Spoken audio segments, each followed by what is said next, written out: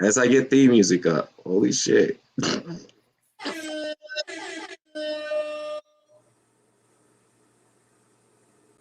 Hold up.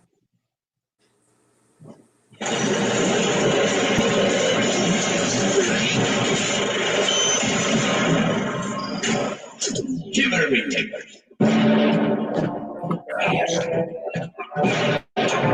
That's just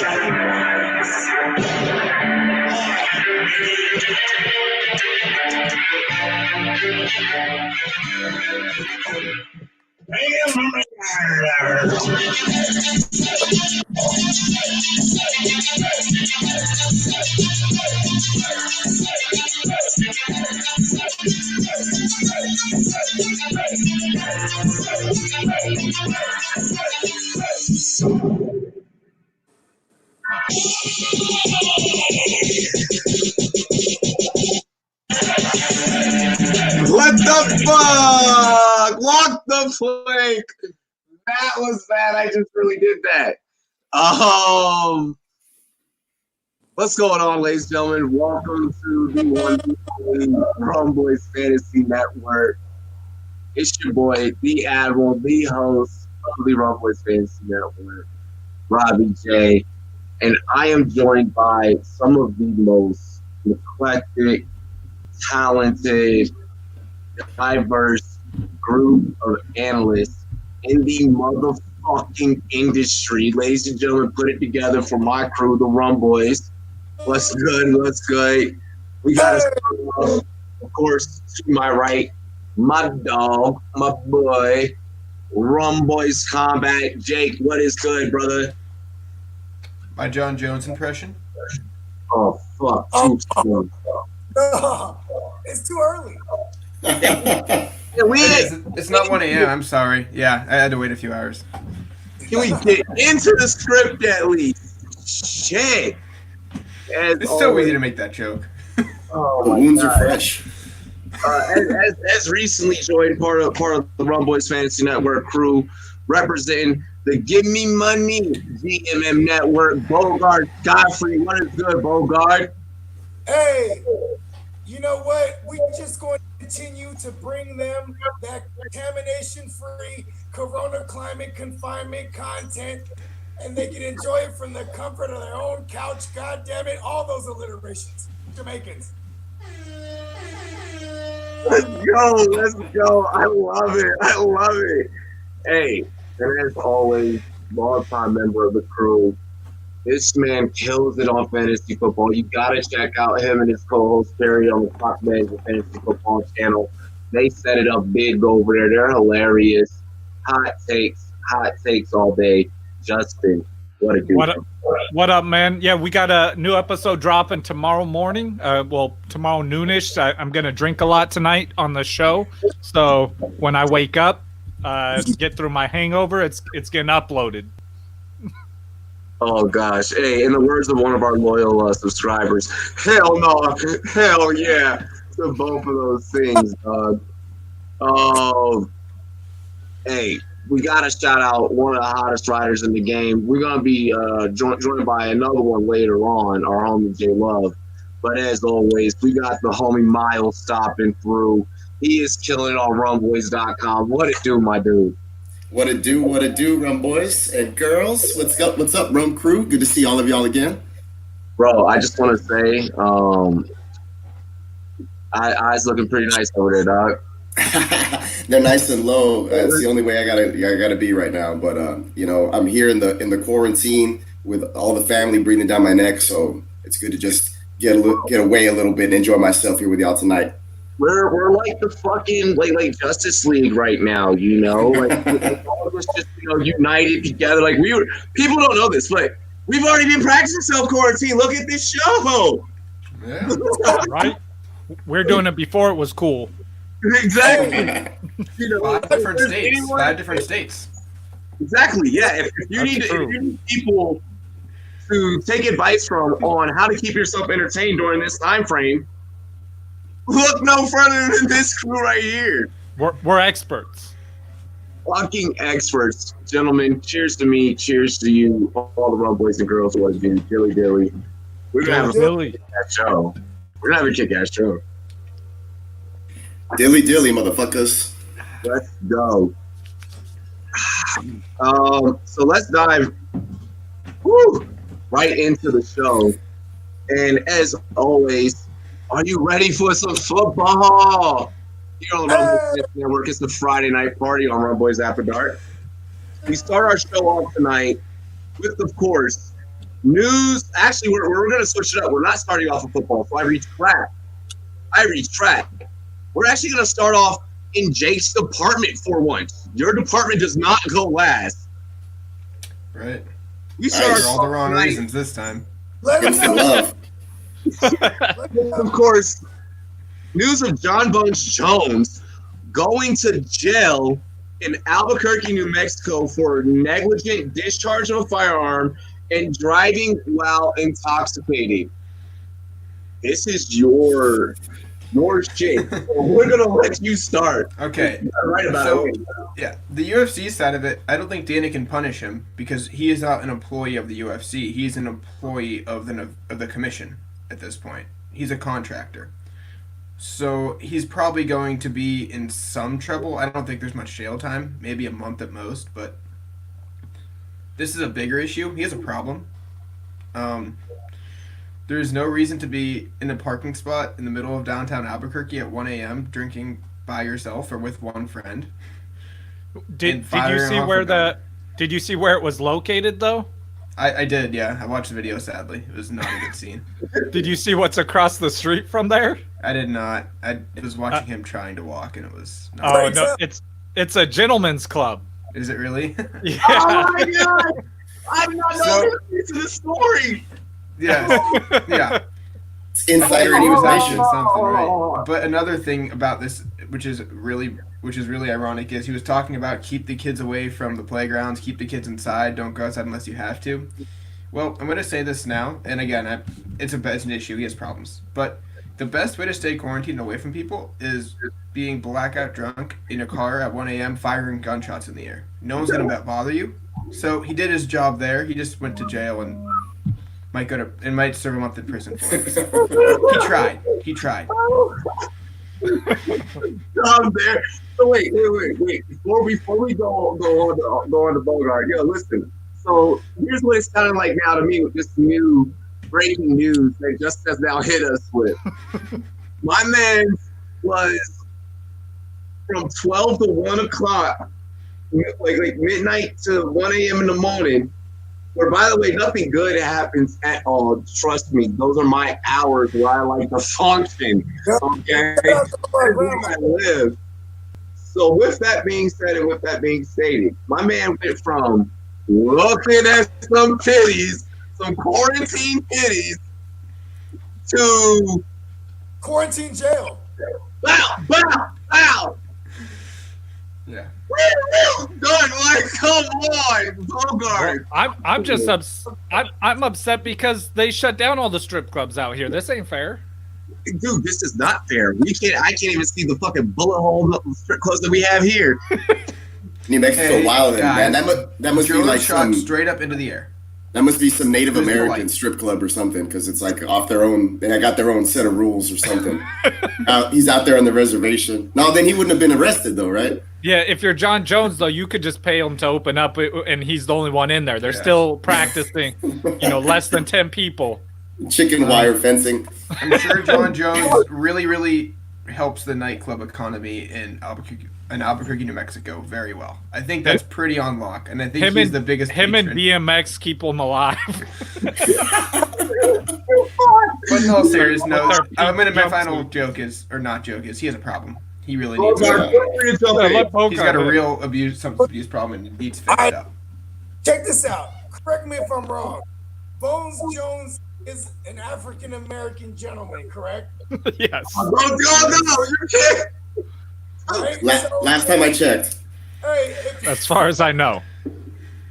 if he's strapped up and there's polices, or in New Mexico, as they would call them, policias, or whatever the fuck they say, right? Policia.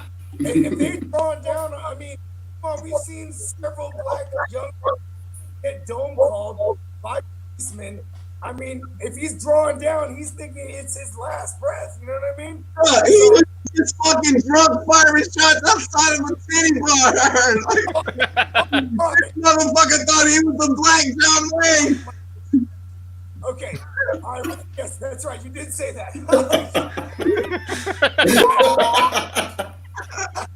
Hey, I was like, this is injustice. But no, okay.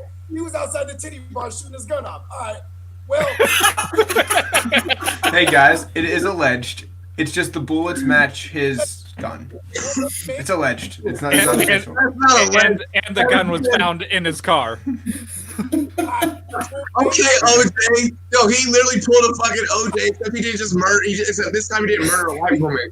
Like, and notice I said this time. John Bones Jones. Yeah, he tried that last time he was drinking and driving.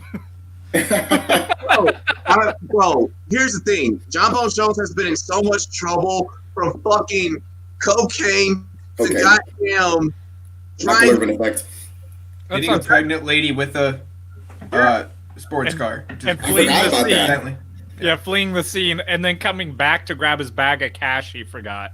Oh my god. Hey, yo, Nick, I can't get a haircut. You know why? My state's on lockdown. Freaking home jail. It's like a minimum security prison up in this thing. Another one that's still pending is he running around. Yeah, I know what it's like to be Escobar now. Another one that's still pending is he apparently hit a entertainer in the face. Oh. Yeah, that was last year. He got arrested for that. Oh, I thought it was on the same night. I know. Yeah, I was this like, is 4 years later. Yeah, Was it the same place? Probably. I mean, I don't know the crowd down there. I couldn't imagine those retirees going to those places and having enough people there to. But yeah, he's pretty much been in trouble in nightclubs like 5 times the last 5 years. No, I'm pretty sure. In trouble on quarantine. This is the time where everyone should have like a clean record. Like right now, like if your license is suspended or some shit, like you're happy. You're like, bro, you just made like easy. Yeah. If you were trapped God in the hood, you're like, everyone's like, I'm just good. I'm chilling. Like, come on. Isn't Albuquerque the same city that DMX got arrested for, in 8 times? Hell yeah! Yeah, and they had him wearing the pink jumpsuit. I want to know if there's a picture of John Jones in a pink jumpsuit. Yeah. Oh, nice. We have What was funny about this was they didn't even go immediately. Like there were just policemen that they went up to his car so quietly, they didn't know who he was, and they're like, sir, did you fire these bullets? Basically, Oh my god. because it's such a quiet time. They're like, who's leaving their house? So he's like, no, Yeah, sir. you're the only one out here. Did you drive here under the influence? No. Are you driving home and are you under the influence? Yes, I plan to drive home when I'm under the influence. Stupid. Dude, That's not smart. That's not a smart thing to say. It's like, no, I was going to call an Uber, right? he was gone. Yeah, I'm gonna have a killed buddy He pick killed a me up. bottle of Jorge Masvidal's tequila. Bro. Oh, he's trying to get endorsements. Jorge's not endorsing him now. We got this new tequila deal. We have shitted on John Bones Jones. Now, ladies and gentlemen, No, John Jones bones shit on John Jones bones. Such a shame, though. He's a great fighter. He's the greatest of all time, and the only person to ever beat him was himself and his bad habit, you know? It's last like Aaron Aaron Hernandez. Oh. I was like, Little different circumstances. A before. little different. Extremely talented and just destroying your career in bad decisions. Oh, it's like you mean DeAndre Hopkins, according to Bill O'Brien, because that's what apparently came out in the statement that he likened him to Aaron Hernandez. Yeah, I saw that. Hey, really quick, before we get into the next topic, what if this was John Bones Jones' quarantine plan all along, fellas? I get 3 square meals a day. I'm locked up in pain. 3 steps ahead of you. You motherfuckers turn into zombies. I'm already locked in here. Like, Yeah, for real, though. If you have that much money, I'm not gonna lie though. As soon as this news broke, the first thing I did was check Daniel Cormier's Twitter, because I'm like, let me see what he's got to say about it. And he didn't have nothing. I was kind of disappointed. Well, you know what? DC DC also doesn't have a victory over him, so he shouldn't say nothing. Yeah. I Well, know, I but like every Mike other Chiesa. time he does. He doesn't want that clap back. No, I like Mike Chiesa actually because he's friends with Jorge and they train together, and he's also part sponsor of the company. And the he's from tequila. Washington. And he was like, "Oh, Jones, this is a really bad situation, but I thank you for endorsing our tequila." Pretty much what he said. I was like, "Yep." My gosh. With Ma- Todd Gurley out of Los Angeles, he's no longer with the Rams, and going to the Atlanta Falcons, is there now value in Darrell Henderson? We're going to start off with the homie Miles, fantasy football peacock. Hit him with that elegant swag that you always do. So The Peacock. with him out of there though, you kind of saw it, when he wasn't in play over there with the Rams. So there was kind of a timeshare thing going on. It just kind of depends with the hot hand kind of deal with McVay. I don't really know what to think of that team at the moment. Like I said, a lot of I think one of the other times I was talking about it on a different podcast, I guess it was, but a lot of the pieces there are moving or they're going. The quarterback play has been downgraded. So I don't know how they're going to go ahead and use that. I think the timeshare back there with who was it, Jackson as well. So I mean, there's a lot of running backs in play there, and it just kind of depends, how they go into, I guess, the preseason and all that stuff. But with this whole virus thing pushing everything back, it's kind of hard to tell. And then I know that he was one of those guys who was like hyped up like hardcore last year, and we didn't see shit. So.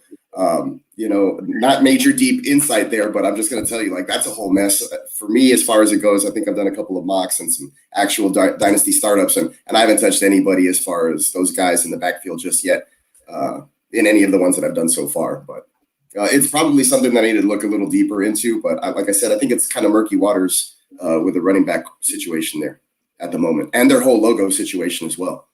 Oh my God. There is a It was petition leaked. to change That was that. not their official one. It was hacked. It was They not- released they the got their official one now. Yeah. I did not see it. It's probably better. It's slightly better. Okay, good. Oh, nice. Hey. Okay, cool. Hey, how That makes come it they're better. trying to rip management logo? Huh?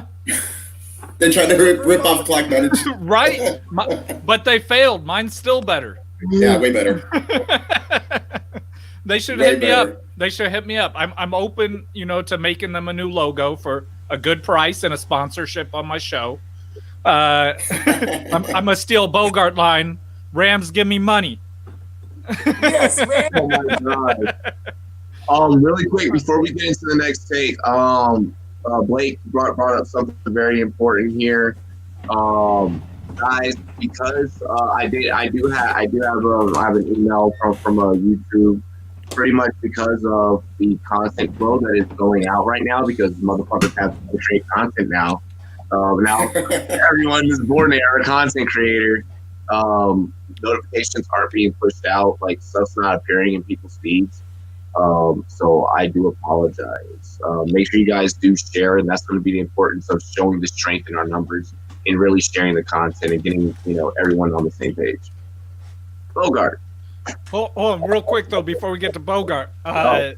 Henderson, I didn't even get to talk on that yet. Oh yeah, go ahead. Yo, my fault.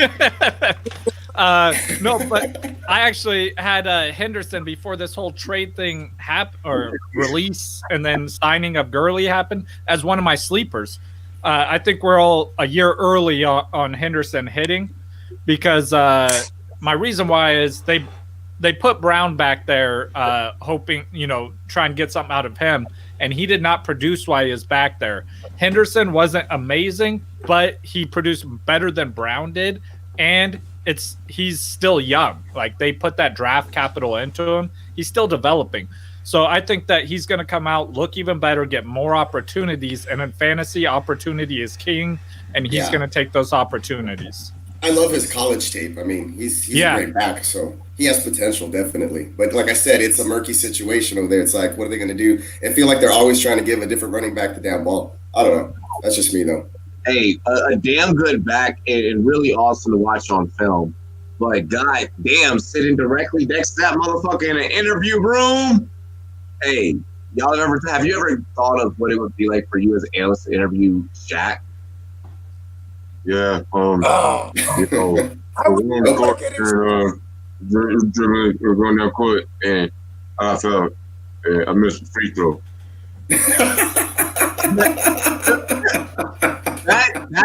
That is what it was like interviewing Daryl Henderson. So I'm like you know, could you explain your running style? And he's like, hey, down here, hey, I'm running, hey, you in front of me. Touchdown. I'm on the edge. I'm on the edge, and I want to take a ball. And yeah. And I'm like, yeah, you definitely play running back, motherfucker. Man, he's like, a Mississippi kid, man. He's from the South.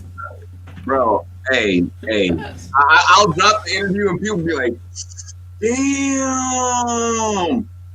Man, he just needs to start being like Marshawn and just not talk.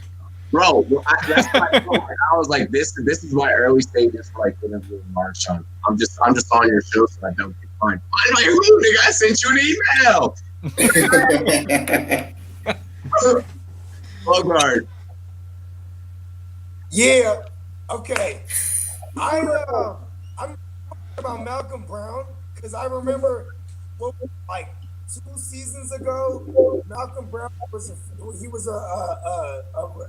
restricted free agent. Then the Lions went ahead, picked him up. Then the Rams matched that deal to keep Malcolm Brown around.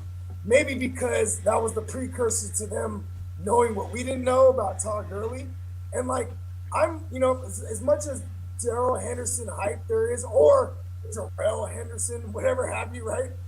I'm wondering if Malcolm Brown is actually the guy we should be looking at. You know what I mean? Good fucking point. I'm gonna go put him in my queue right now in my startup. He is not. I'm telling you, he's not. Watch him play. Watch him play. Yeah, I gotta watch the tape on him. So wait, really quick. Darrell Henderson, or I mean, Darrell, or Darrell, whatever one, right? Yeah. But I think that line is still going to be bad. It's going to be bad like last year. Yep. I mean, they have some young pieces on that line. You have old ass Andrew Whitworth. I mean, I think maybe it would be Darrell Henderson, Mr. Henderson. Because they might be predicated on quick dump offs because of the pressure that might be coming through that bad line. You know what I mean? So yeah, and I don't think he's going to be like Todd Gurley of 2 years ago or anything like that. No one back there is going to be because that O-line sucks. And Todd Gurley's not there, and Todd Gurley's not Todd Gurley anymore either. So I don't think you're going to see a breakout running back, but I do like Henderson in that backfield. Yeah. Dial it up. Yeah. Whoa. Well, you just reminded me of me rehearsing, like when I was rehearsing for fucking rookie interviews. Like I'm sitting in the freaking bathroom of the Beverly Hilton. I'm like, God damn it! Don't bring up Saquon Barkley to Miles Sanders. Don't bring up Saquon. Don't bring up Saquon. Don't bring up Saquon. Like I was like sitting there freaking the fuck out, and I walk out. I'm like sitting next to Miles Sanders, like, so you played at Penn State, right? Yeah. Yeah. And I just try and rephrase the question. I'm like, Saquon? I'm like, what was that like?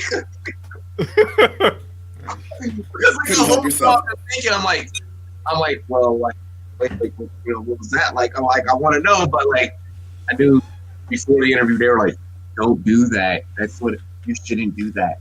And I'm like, yeah. They're like, don't bring up Saquon. Don't bring up Saquon. And you walk out wearing a Saquon jersey. Man, Dwayne told me I was good in here. They said, don't talk about him. So I would want to see a player get at least 150 touches before I see any value there. He carried the ball or touched the ball 43 times last year, which, I mean, I don't know if he could stay healthy even. I don't think this year, I agree with Justin on that, is the year to pick him. I think I want to see a year where he gets a 50-50 carry split to really see if he even holds up for a year before you really go in as a top 3 running back on your team, even if you're a late round draft. I think he's a guy you pick up later in the season and find, okay, he's holding up. But I wouldn't draft him per se unless it's very late. No, I don't think he's going early. I don't think you need to get him as a top 3 running back. No. I think you could get him as thinking- your number 5 running back. I'm thinking or maybe later. you find 4 weeks into the season he's really carrying the load and just like, okay, fine, you're taking this. But I wouldn't draft him, to be honest, at this point. I want to see him get 150 carries, hold up, and then really see if he could do it. I agree, but the only thing is, like, I think that's good, but I think if he does that, now you're not going to be the only one with a waiver wire in for him. You know, so I'm going to try and hop on that train early, and I'm going to get some of these wrong. I'm not going to lie, but I would rather if you hit on one of them, you're good. Wrong. Huh? We are fantasy analysts. When do we not get some wrong? Oh, and everyone will let me know about it too. Right. And everyone will let me know. Shout out to Corey Davis. Shout out to David Montgomery. Those are guys I've just swung and missed. Oh man. I was gonna say, don't shout those guys out. Fuck those guys. No, don't. Just Man, let's screw them fantasy wise, man. I love Corey Davis because there's one dude who he is like he won. I am always competing with him. Me and Perry or him are always like competing for first in our league, and this dude was a Corey Davis truther through season after season. I was loving it. I'm like, yes, you keep getting you some Corey Davis. You keep doing it. Davis is your man. I drafted him in an upside down league that I'm in. Shout out to Angry Sports Couple.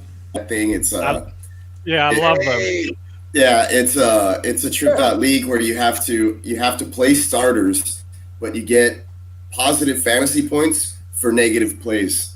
So like Corey Davis was like my first wide receiver that I took. Like, boom, give me Corey Davis. Yeah, drop passes. Yeah, man. Yeah, you get points for drop passes, fumbles. Let me get Corey you get points for Davis. carries. Let me You get points for carries, attempts. I remember coming out You of get points college. for carries, attempts, and all that stuff. But touchdowns are negative 15 Oh, you don't points. want those, yeah. Yeah, I Jameis remember- Winston. He's Yeah, gonna Jameis Winston. he's gonna be MVP finally. If he plays, hopefully somebody picks him up and puts him in somewhere. I Yeah. want to see it for fantasy. Let's come the river. Next topic. And without Stephon Diggs in Minnesota, what happens? What happens to the wide receiver core and Adam Thielen's fantasy value? We will start with the great Jake. It's not looking good. I don't think he's a guy that can really do this by himself. He's also Don't say over that. 30 years old. And in the end of this, I don't think it's going to show him as a number one receiver. No. I don't really care who they draft at this point. I don't really think they're going to be the one, and I don't think Thielen's a guy you can really rely on to take much more of a load, especially with the injuries last year. Phrasing. Phrasing. Hey, phrasing. So Thielen taking the load. Are we dealing Thielen? Or are we dealing Thielen? Hey, man, Thielen. you know how many load management jokes you can make? Come on. That's true. No one does that. Like, We should. whenever people say it, I laugh inside and no one else really laughs with me, so I don't actually just break out in laughter. But like the NBA, whenever they put that on a injury sheet, I'm like, Load management. Yeah, we're making some poor decisions over here, though. Say the word. Blake, we will, Blake. We will. Wordplay. Bogart. Thielen. Bogart. What do you think of Thielen, Bogart? Okay, We dealing Thielen? I love me a gritty white slot receiver slash white. I love them. Are you Tom Brady? No. They're Are you Bill Belichick? It's like the inverse racism. We're like, you have to be gritty and you have to go hard if you're white and you're a receiver. You know what I mean? That's true. Coming from a football player, that is true. They should all be named Yeah. Chip. Because they have a chip on their shoulder. Yeah, that's why you just switched to safety. You can be slower there. Yeah. Special team specialist. yeah. There's one white safety in the NFL. It's that dude for the Vikings, Harrison Smith, right? Is it league? Hey, let this motherfucker finish his take. Come on. No, you actually gave me some time to think. So if I'm looking at Thielen, you're probably gonna have to get him in the third round. You know what I mean? Maybe there'll be some Minnesota fans that'll grab him in the back of the second, right? But here's my thing: is I think you got to look at the division, the 6 games that he's gonna play. What cornerbacks are gonna be on him? You got like in Green Bay, you got Alex. What's his name? Alexander. And if not Alexander, what's the other dude? Right? Then you go to Chicago. He's gonna play Kyle Fuller. He's also gonna play again. And if not Kyle Fuller, it'd be well, maybe not Prince and Mukamara, but Mukamara ain't that good anymore. Right? But and then you look at who else? Not Minnesota. What's the other? The Lions. There's no more Darius Slay. So, as far as I look at it as a standard right now, there's probably like 4 out of those 6 games I'm really comfortable playing it. Maybe even, I'd say maybe 6 out of the 6, to be honest, because I'm not afraid of Green Bay's secondary. I think Adam Thielen, he's also going to pile up a gang of receptions. Kirk Cousins is also Caucasian. Correct me if I'm wrong. Last I checked. Hold on, let me check. Google. You know what I mean? They're together trying to go against the grain in the black dominated receiver world. He's like, look, bro, hey, do it. You know what I mean? first man that God created his name was Adam. So you know what I mean? He got that going for him. I mean, I could name a bunch of intangibles, but if he's a late round pick, the Adam and Eve. That's the best one though. That's gotta be. Hey, hold on, grab your drink. Grab your fucking drink. We just got done all hype. Cheers to me. Cheers to you all. Don't know. Don't know during this time is important. Oh, that's right. That was awesome. He said that was awesome. So yeah. I mean, fucking minute, dude. Damn. So when this news first broke, I was like, man, I'm loving me some Adam Thielen because he's the only receiver there. He's the only thing in town that Kirk Cousins can throw the ball to. So I'm like, this is great. Then I started thinking about it. Antonio Brown left the Steelers, and everyone got hype on Juju. Juju got hype. He's going to be this elite wide receiver. He's going to be the number 1 wide receiver overall. And then Juju couldn't handle those number 1 coverages, the double coverage he was getting every week. And he just wasn't. And some people are like, well, Big Ben got injured. Big Ben got injured week 4. Look at Juju's first 3 weeks. He wasn't a number 1 wide receiver then either. So that argument doesn't really hold any water. It's not a big sample size, but it's the only sample size we got. And he didn't do it. So I'm going to say I'm not sold on Thielen. Damn, you think you like whooped his ass enough? Like you like, yo, it's good, dog. Like, Justin ran up on him and was like, yo. I want to leave no question about it. Let me be clear. People whoop Adam. I'm just not dealing him. Not feeling him. Not feeling Thielen, my guy. Traffic, getting kind of contact. This is a sad sip to that one. The low-hanging fruit. All right. Well, I mean, look. First of all, if you look at the Vikings themselves, they're not like a pass-heavy team. Kirk Cousins isn't out there slinging it 40 times a game or anything like that. They pick their spots. Okay, first of all. Second of all, if you look at Cousins, because Bogart mentioned it earlier, got that white-on-white connection, I guess, or vanilla to cream connection. He is really accurate on his passes over 20 yards. So he's up there in he has a nice completion percentage on the deep ball. That's because the play action works so well. They run, boom.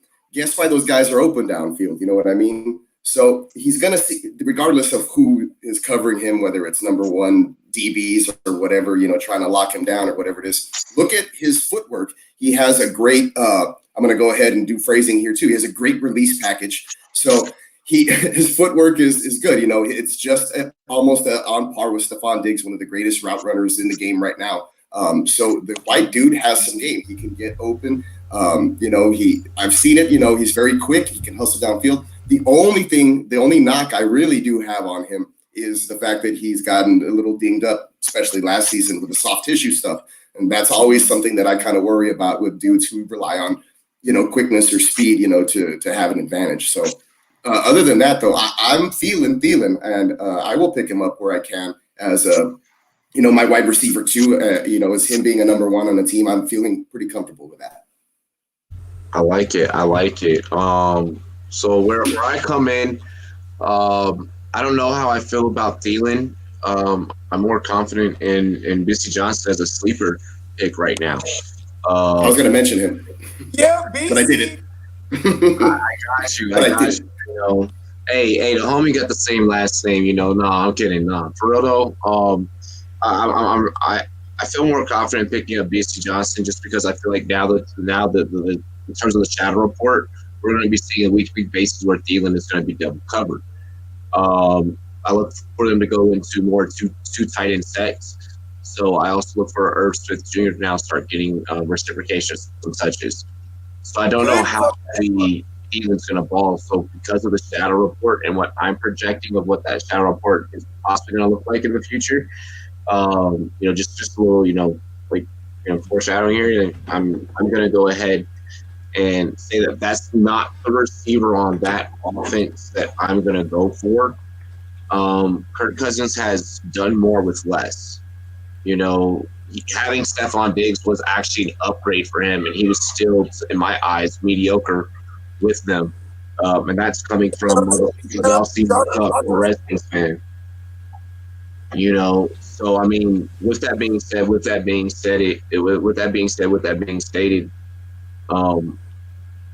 I'm not feeling Thielen, but it's not because of why everyone else is not feeling Thielen. And it's not because of why everyone else is feeling Thielen. You made a good point about all that double coverage he's about to see. I mean, I was trying to illustrate all the cornerbacks he's going to be seeing, but then I forgot to mention all the safeties that are going to be coming up from the top to bracket his ass and whatnot. So I really like Obesely Johnson. I can't even spell his name. Obesely. BISI. BC. Yeah. I love him. Right now, DK Metcalf going like back to back with Thielen, which I think Thielen's actually going to move up, and I would rather have DK Metcalf. Yeah. Okay. Yes, that's why touchdowns, definitely. That's why I'm saying it's not even necessarily that I'm not feeling Thielen.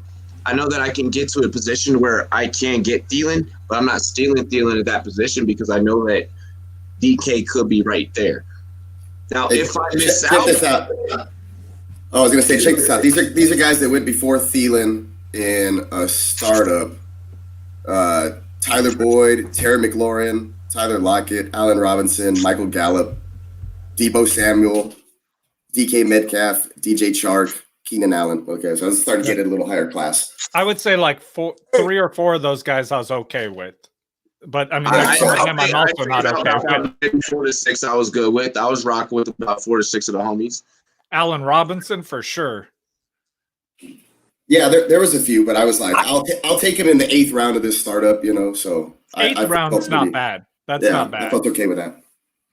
I would definitely take my man Terry McLaurin, the Scottish lad. I would take him over all those guys. That motherfucker is not Scott. Lad, his name is McLaurin. I don't even know if it's Irish or Scottish. He's definitely black, so he's not. Yeah, but he's definitely one of the Highlanders. A Highlander.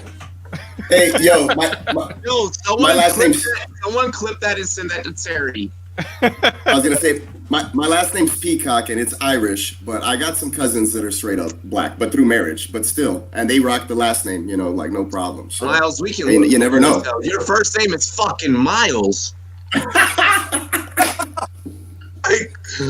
when I first found your first name, and then when you first appeared on camera, I was like, this motherfucker's been working with me for about a month and a half, and I ain't even. You popped up on camera. I said, what? Man, I didn't know your last name was Peacock. I always wondered where that came from. I'm like, he just a showboat or what? Let me peacock. Let me peacock. Sounds like a R&B artist. Yeah, no, my voice ain't that good though.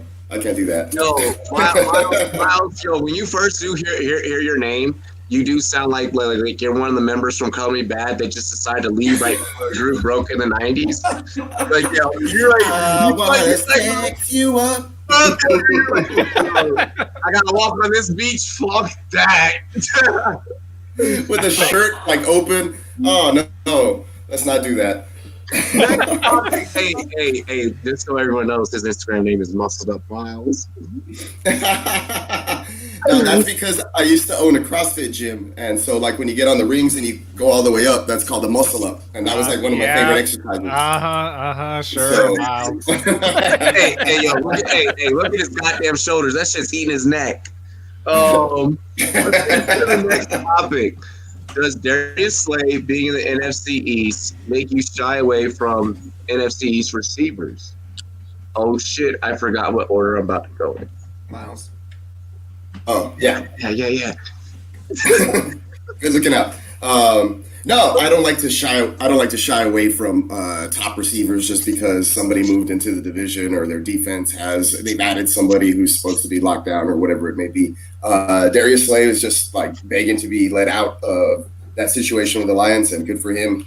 He rode out of there or slid out of there. I don't know. Slade. I was trying to do something with his name, but the wide receiver ones. Those guys. There you go.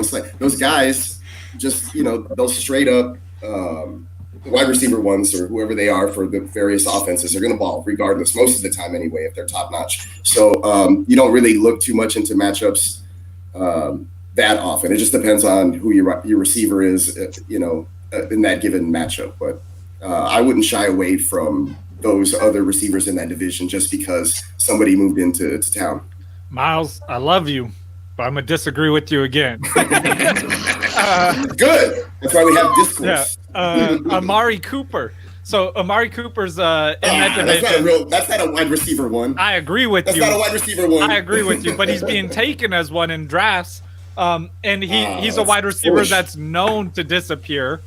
If you look at his matchups when he's faced Darius Slay, every time. That's what I said, it depends on your receiver. Yeah, it depends on your receiver. He's gotten shut down every time, like less than 5 points. Wait a minute, did this motherfucker just grab a brand new bottle in the middle of the episode?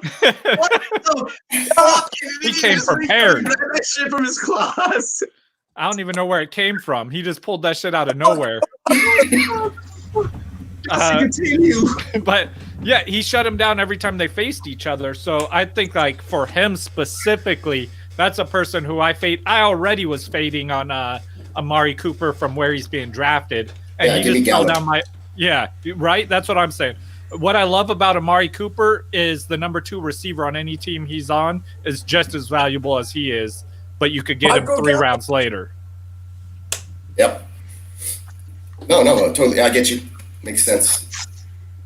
At least in that scenario. But like if you get a guy like Hopkins strolling into town on a given day, but like you said, somebody in their division, I get it. Not a lot of number one receivers in that division. Yeah, that's true. It's going to be an easy division to lock down. No, I'm recording on Jimmo's show tonight, and I'm so excited. Yeah, like Terry McLaurin. Oh, badass. Jimmo's badass. But I was going to say, like, Terry McLaurin probably is going to run into a little bit of trouble when he does face him and stuff like that. So I get you. On the Jimmo thing, I just watched Jimmo's stepmom Lauren and Fantasy Stoner videos today. Oh, nice. Yeah, so I've never smoked weed in my life. Thing. But I learned either. I know, but I learned a lot on the Fantasy Stoners episode. So I know what you're going through right now, Miles. Ooh, yeah, it's terrible. Bro, hey, get up with your boy. I show you some for real. I'm still in the military, so. I was supposed to be on Jimmo's show sometime next week, actually. He hit me up earlier today, so we're going to work out a schedule and see what's up. The family is powerful and strong. Familia. But hey, no, Justin, for real though, like when you're tired of fucking mortars rocking your goddamn little ass bunker, trust me, I know, bro. Hey, hold on, I can make these jokes. I've been there. Well, I've yeah, I been know. I there. get you. You know, hey, so when you're ready for it, and when you get out, I promise, like 5 more years. I'll take care of you, dog. He's like, I'm all yours. Hey, well, Like, thank you, Justin. Appreciate it. And Robbie, likewise. Anybody else out there listening? me and Justin have a message for the real heroes right now, though. Justin, you and I, right? Hey, cheers to all the doctors and nurses out there. All the Cheers to medical all professionals. all the essential employees. Normally during I'm the day, empty. I'll be right back. normally during the Sorry. day, people thank us for our service. You're all good, Miles. Normally on a day, people thank us for our service, but I think that Justin, you and I, we can. How would you word this, brother? Yeah, man. Like I was telling Bogart earlier before we started the show that his girl, she's a medical professional. He was telling me thank you for my service. I was like, no, man, tell your girl thank you for her service, because I mean that's the real war going on right now, and we really, I mean, I appreciate. I know everyone else here does all the hard work that those people out there doing, literally putting their life on the line. Like they didn't sign a contract, sign up for that stuff like me and Robbie did going into it. Your mic's muted, Bogard. You got to unmute your mic. Your mic's muted. Unmute it. And I'll go into this too. Even the Amazon drivers and truck drivers getting the food to these places. I mean, you gotta click the microphone button. Click the microphone button. Continue, Jake. Yeah, no. But even the truck drivers, Amazon drivers, and just overall people who are moving these products, whatever size they have to move them in, it's very important, and they deserve credit as well, because they can't not work right now. Absolutely. I mean, we're all thankful. And like I said, I mean, at the end of the day, this company, it is a better known company, and we always try and support our fellow military members, but we want to take the time out and we want to salute and we want to show love to something outside of our fucking selves, because at times we can't get selfish. We're Americans. We're the land of the free. It happens. What the fuck? Thank you, Justin. I can pull yours out, but I'm gonna wait. Check the meme out on Robbie's Twitter. Hit us up on Twitter. The crew is gonna hop back in. Cheers, fellas. Slap yourself, said Bogart drunk. No, Bogart forgets that he clicks the mic sometimes. He'll grab his screen and he clicks the mic. It happens. We're all family though, man. We're a huge ass family. Fellas, let's dive into the next topic. I thought Jay just disrespected. Like, this is not the time to play that joke. No. I mean, I just drop altogether. I just wanted to show off the meme that people should look up. I worked a good 20 minutes on that. He said I worked a good 20 minutes on that. That was with Wi-Fi being bad. Let's go. So I'm sure right now we all wish. Oh shit! I'm like clicking shit at the same time. Sorry. I'm sure right now we all wish that we had a time machine right about now. And hang on, we got Bogart back. Bogart, your comments. Am I back? Yeah. The audio worked 2 times in a row. The audio worked twice in a row. I know, dude. We got lucky as fuck. Let me go in and retire the man cave. You know what I'm saying? I was like, I had to go reset the Wi-Fi. I was everything close. I was like, okay, where were we at? I knocked it off. We're talking about the medical professionals out here fighting the. Hey, dude, just got aggressive. I just want to give a special shout out to my girl. She's a nurse. She's out there doing the real work, like my man Justin was saying. You know what I mean? And my girl's watching right now. I want to tell you, baby, I'm marrying you, baby. That's why I'm marrying you. You know what I'm saying? Yeah.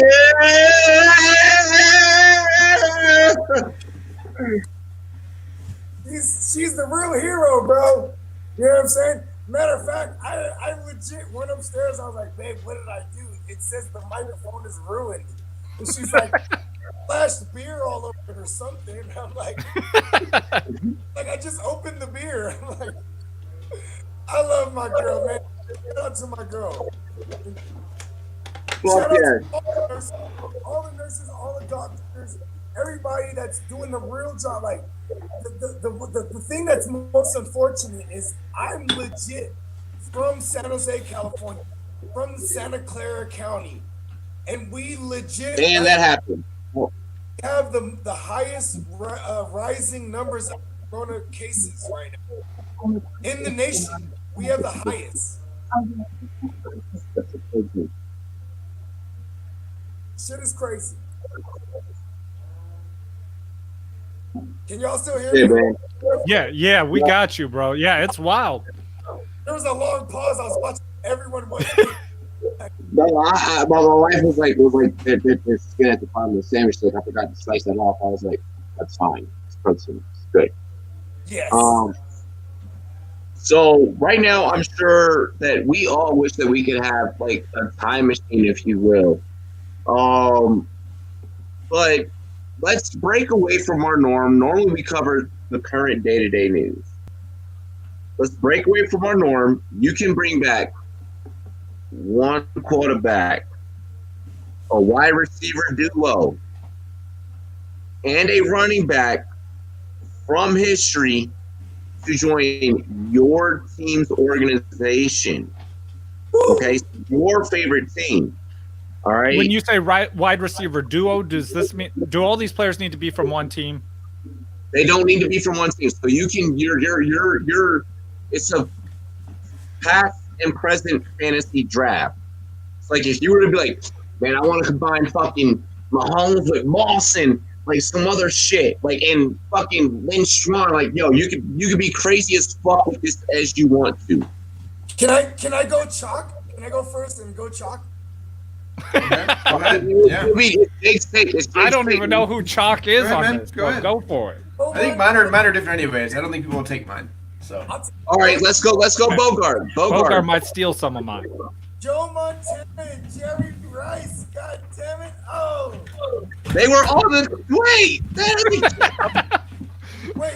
Oh, you mean any duo like just in general? Or Yeah, you could switch it up. They don't actually have to have played together. Oh, So you're building one QB, two receivers, and one running back to come onto your team and past, present. We can't say future because we ain't see these guys in the NFL yet. oh, I would take Joe Montana then, and okay, Joe Montana and or Steve Young throwing at Randy Moss. Randy Moss, Randy Moss, and who else on the opposite of Randy Moss? Opposite of Randy Moss? Ooh. Okay, first of all, at running back, I would have Barry Sanders, and then opposite, I would have Terrell Owens. Man. Okay, fuck. Terrell Owens and Randy Moss. That's so chalk. I love it. I know you took like half of my guys there. I'm also a 49er fan, so I'm going to go ahead and hop right onto this. I'm going Joe Montana for my quarterback. I'm going Jerry Rice on one side, and then I'm going Megatron on the other side. Oh, that's a good one. And then for running back, I mean, you can't go – I don't think I could go with anyone but Barry Sanders. Like, he's just the most sensational running back to ever grace that field. You ain't lying. Okay. None of my picks were taken, unsurprisingly. You gotta think about it. Like you're honestly, so you gotta think about it before you go, Jake. You're building this team for just Fantasy. Not even fantasy, like just like even like a straight Just run. winning. And, or even just like your favorite players of all time, favorite combine. You can base this off wherever the fuck you want to, honestly. Okay, yeah. My duo is on the same team, Bruce and Holt. With the quarterback being Kurt Warner and my running back being Brian Westbrook in today's game. Ooh. The original receiving back. He said in today's game. Okay. I just thought modern NFL, how it worked 20 years ago, put that system in today. All right, I'm gonna completely fucking deflect away from everyone. All right, I want to have some fucking fun here. Don't y'all want to have some fucking fun? Y'all all locked inside. Y'all came here for fucking hot takes. Let me get Lamar Jackson at quarterback. We already know that I'm gonna go Randy Moss at receiver, opposite of Randy. How do I want to do this right now? You know what? I don't know what. I'm not going to go with the Hall of Famer. I'm not going to go with the Hall of Famer or anything like that. I'm going to go with a flash in the pan guy that was just that guy. And for at least a season, he could go win my Skins a ring. Let's bring back Rocket Ishmael. Let's bring back Rocket. Why are we not pairing Rocket and Randy? Bro, just think about Rocket the time. And we have Lamar Jackson rolling out. Wow. At running back, we're going to get close to the goal line because of those big-time routes, right? Yeah. At running back, Can I change my quarterback? hang on. At running back, everyone's going to pick. Everyone's going to pick fucking, Walter Payton, Emmitt Smith, goddamn Barry Sanders, all these guys. We're going to get close to the goal line. Our receivers may not get all the TDs, but guess what? If we get close enough, baby, we got a big bus truck. And the bus is coming in, and it's Jerome Bettis. I'm reliving my childhood, and I'm just going in. See, man, my offense broke the NFL defenses and formed the modern NFL. And then Brian Westbrook, who was the original guy that was the receiving back, could play in today's game. And imagine him in the spot with Alvin Kamara is right now. Yeah, that's Prime Brian Westbrook. That's why I went with Joe Montana, Jerry Rice. Perfected that West Coast offense. Yep. And then you get Megatron with that big body receiver. You just toss the ball up to him in the end zone, and he's gonna touchdown. And then I just can't not choose Barry Sanders. It's just exciting to watch. I just want to watch him juke 50 tackles in one play. All right. What line are you putting him behind? What lines are you guys picking?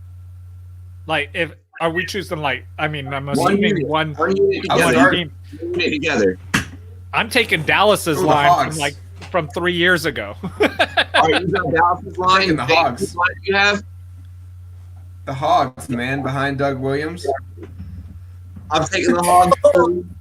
Bogart. I would take the Great Wall of China from '93. You know what I mean? Okay, you're talking about the Hogs, right? No, not from you're talking about line still, right? Yeah. Oh yeah.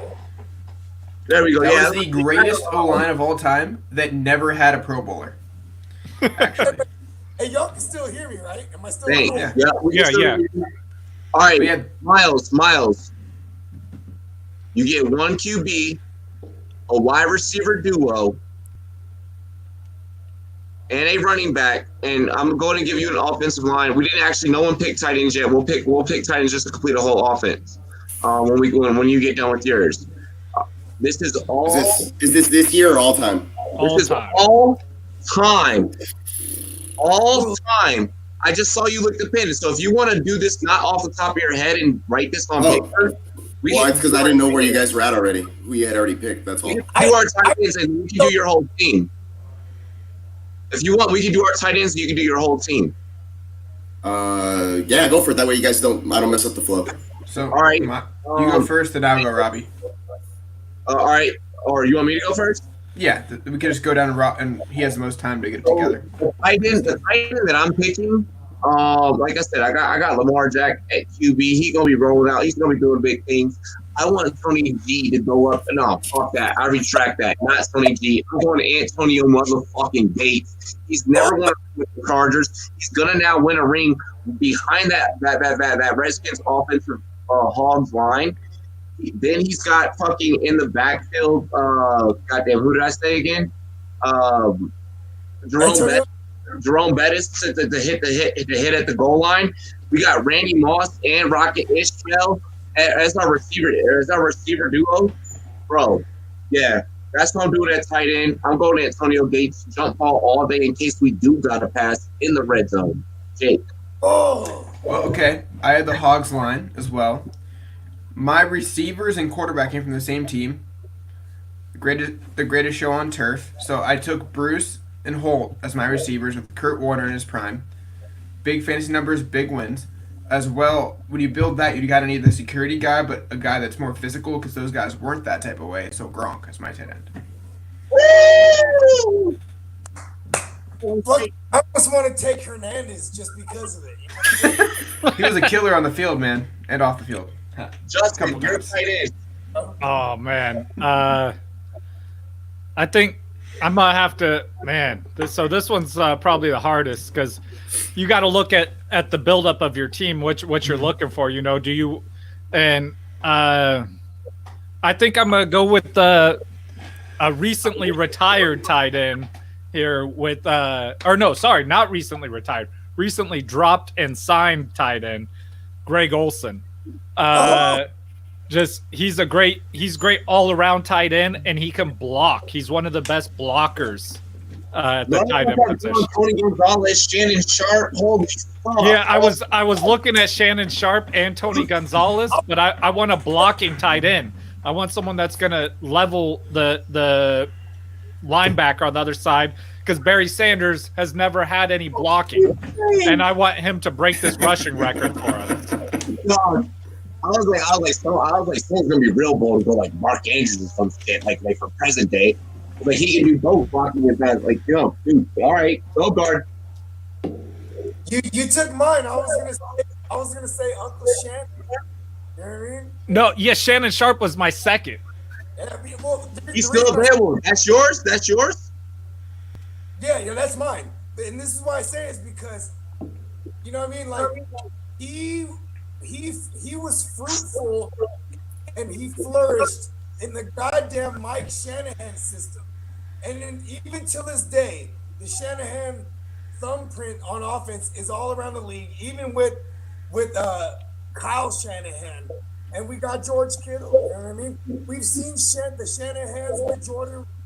We've seen Kyle Shanahan in Cleveland with Cameron Jordan. Am I saying that right, or am I dyslexic? I know there's a guy. Is it Jordan Cameron? Jordan Cameron. Like in the league.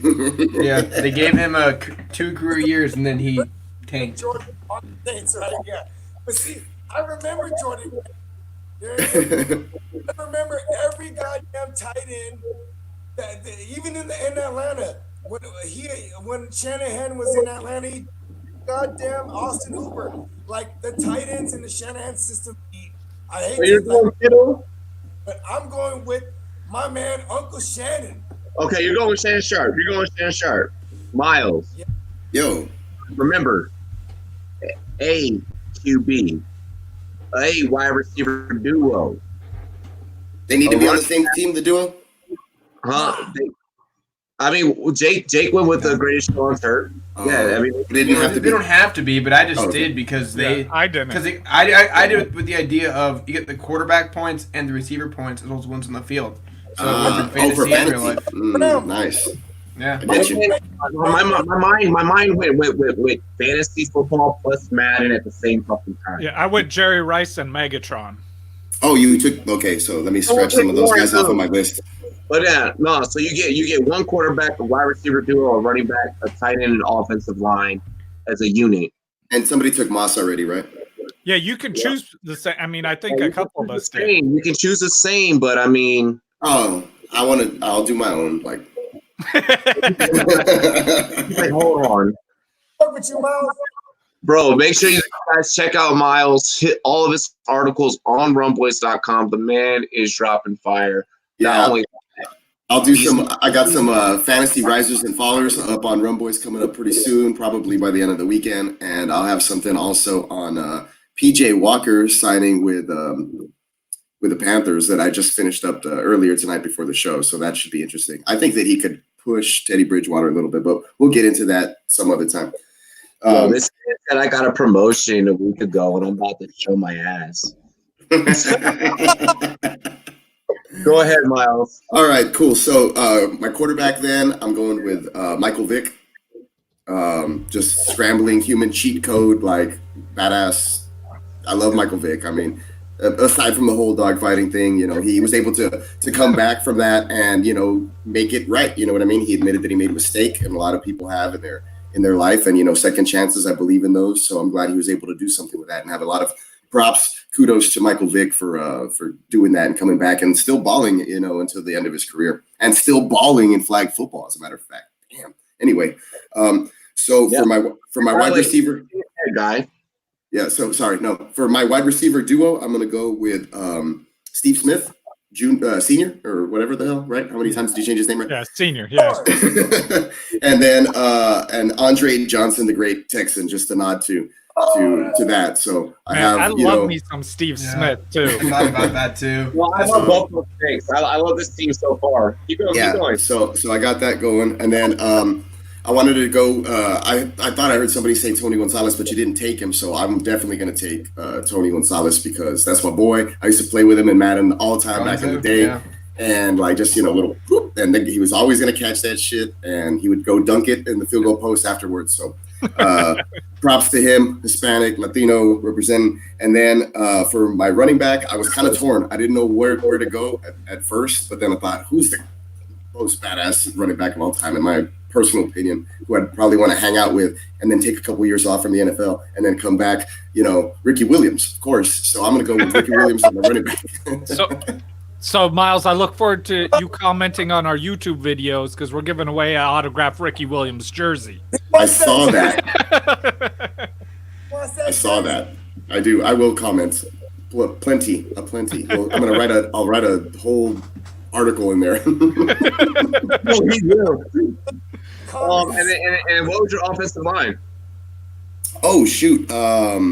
I'll take the old school Dallas Cowboys line that would stand up and then come back down, sit back down. I'll take them. Yes.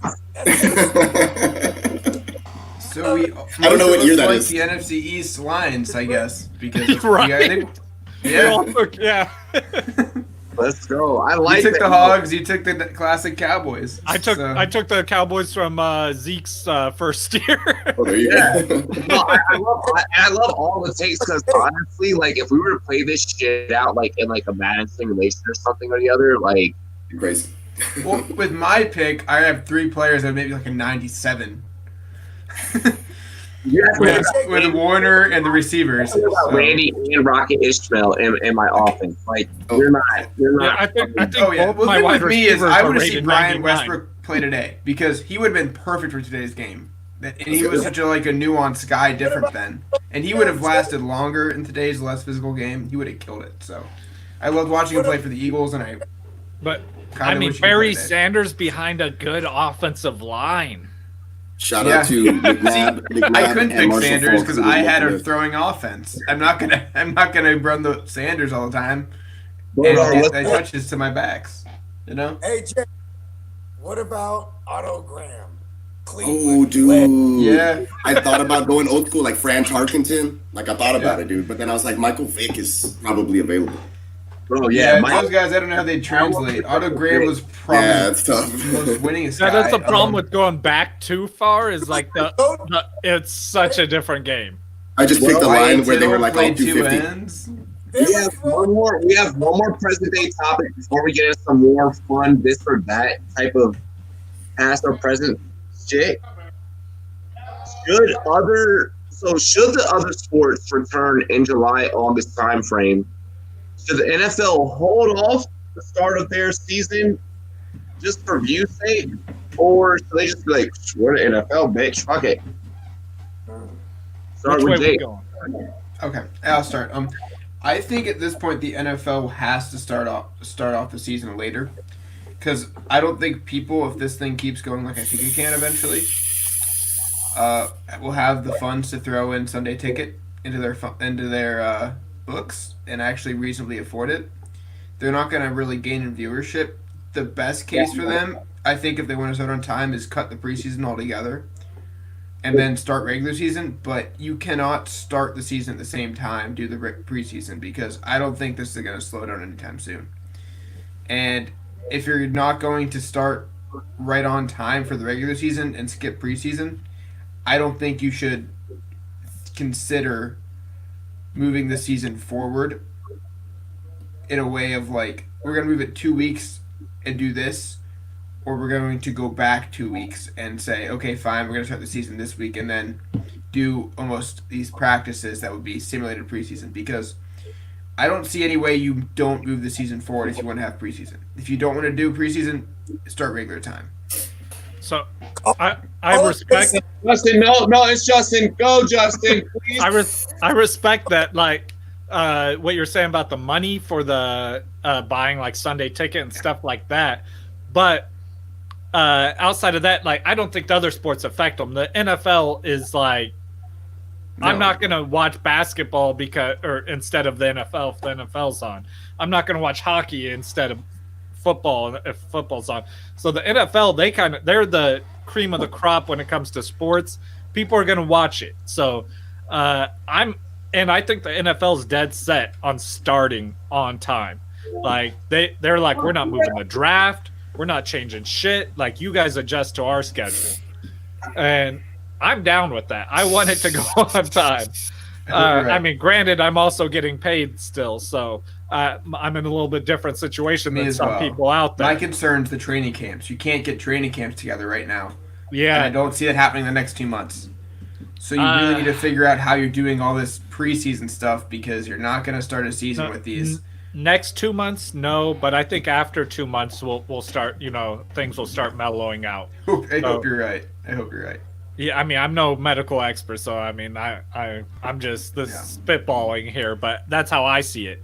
And as long as we keep doing this social distancing thing like we're doing, and stuff like this to help with that. But yeah, I think it's going to start on time. I mean, that could just be, maybe it's just wishful thinking for me, because I can see them starting on time. I don't think they're going to get a proper preseason. I don't think they're going to do training camps. I think they're going to throw them in if they do. I don't care about no preseason. Oh, I don't either. And I think they're going to start training camp maybe 3 weeks late, and then just skip preseason altogether, and just do joint practices. Finally. But yeah, I mean, if you're a season ticket holder, you're paying for preseason, which is terrible. Yeah, but if you're paying for season tickets and you don't care about preseason either, you're like, let's get to this fucking season. You have money to throw away. I'm gonna go grab materials for another drink. Go ahead, Bogart. Okay. Well, there's an argument that like college starts. The college don't have no preseason; they start immediately, right? So it's like it's really on the players. In the off season, I'm saying off season because it might last longer than me, but they just have to stay in shape. You know what I mean? And like, but there's a difference between in shape and like game shape. Does that make sense? You know what I mean? So totally makes sense. Yeah, preseason does matter. You know what I mean, to a degree. There'll be some injuries. I agree. There's gonna be some popped up injuries you never think of would happen because guys aren't going full speed. Someone's gonna pop their high hamstring, but and then on top of that, like if you're a player who's paid a lot of money, you're not gonna be in the preseason games because they're not gonna have you going full speed because they're paying you a lot. So it's like, you know what I mean? Imagine those players, they might get on the field, and if they weren't disciplined enough in this corona climate, they might get blasted. You know what I mean? Yeah. No, Hey, Odell Beckham Jr., Julio Jones, dudes like that are receivers like that are injury prone. Like that. Even DeAndre Hopkins in that sense. Like, it's crazy that he got traded. He has no rapport with him. What if he never gets no training camp to build chemistry with Murray? You know what I mean? and like he's an injury prone guy himself. You know, They need to be meeting up in private. Just you should be. He's a receiver. You'll definitely be more than 6 feet away. Yeah, I was gonna say they should do that. It's all certain. You know what I mean? It's all 6, 8 or 6 yard A dot and up. You know what I mean? I saw Deshaun Watson doing a workout just like a day ago with his trainer, where they're going in a facility 20 yards and back and forth, just kind of doing cardio, and he's taking snaps and rolling out, and then play breaks down and he's hitting the guy across from him, and they're not coming in contact with each other. And you can do that with up to maybe like 2-3 receivers and get together if you really want to, and nobody's gonna stop you. And I don't think it's irresponsible as long as you're not doing anything stupid like yeah bro, it's like hugging and shit, and somebody's sick and they're there practicing. As long as you're responsible about it, I think that there's nothing wrong with a few. I mean, you live with your family and you're quarantined. It's basically the same deal. I mean, your brothers are the players that you play with in the upcoming season, and that's usually the way it goes with a lot of these guys. So I think as long as they're responsible about it, they can meet in small groups of like maybe 4 or 5 players with a coach, if that's possible, just to kind of go over scheme or game plan during this. The NFL is going to find a way, like you guys were saying. They haven't shown any signs of slowing down, other than the fact that the draft isn't going to happen live in Vegas. But they're going to do something, and the draft is going to happen. So right now, they're just probably hoping, like the rest of us, that this will slowly go away. The quarantine time will get lifted, and everybody will kind of go back to normal. But yeah, the NFL's a money-making machine, and they don't want to have this pushback. The fans don't want to have this pushback. And hopefully it doesn't get pushed back. For real. Yeah. And the XFL definitely don't want it pushed back.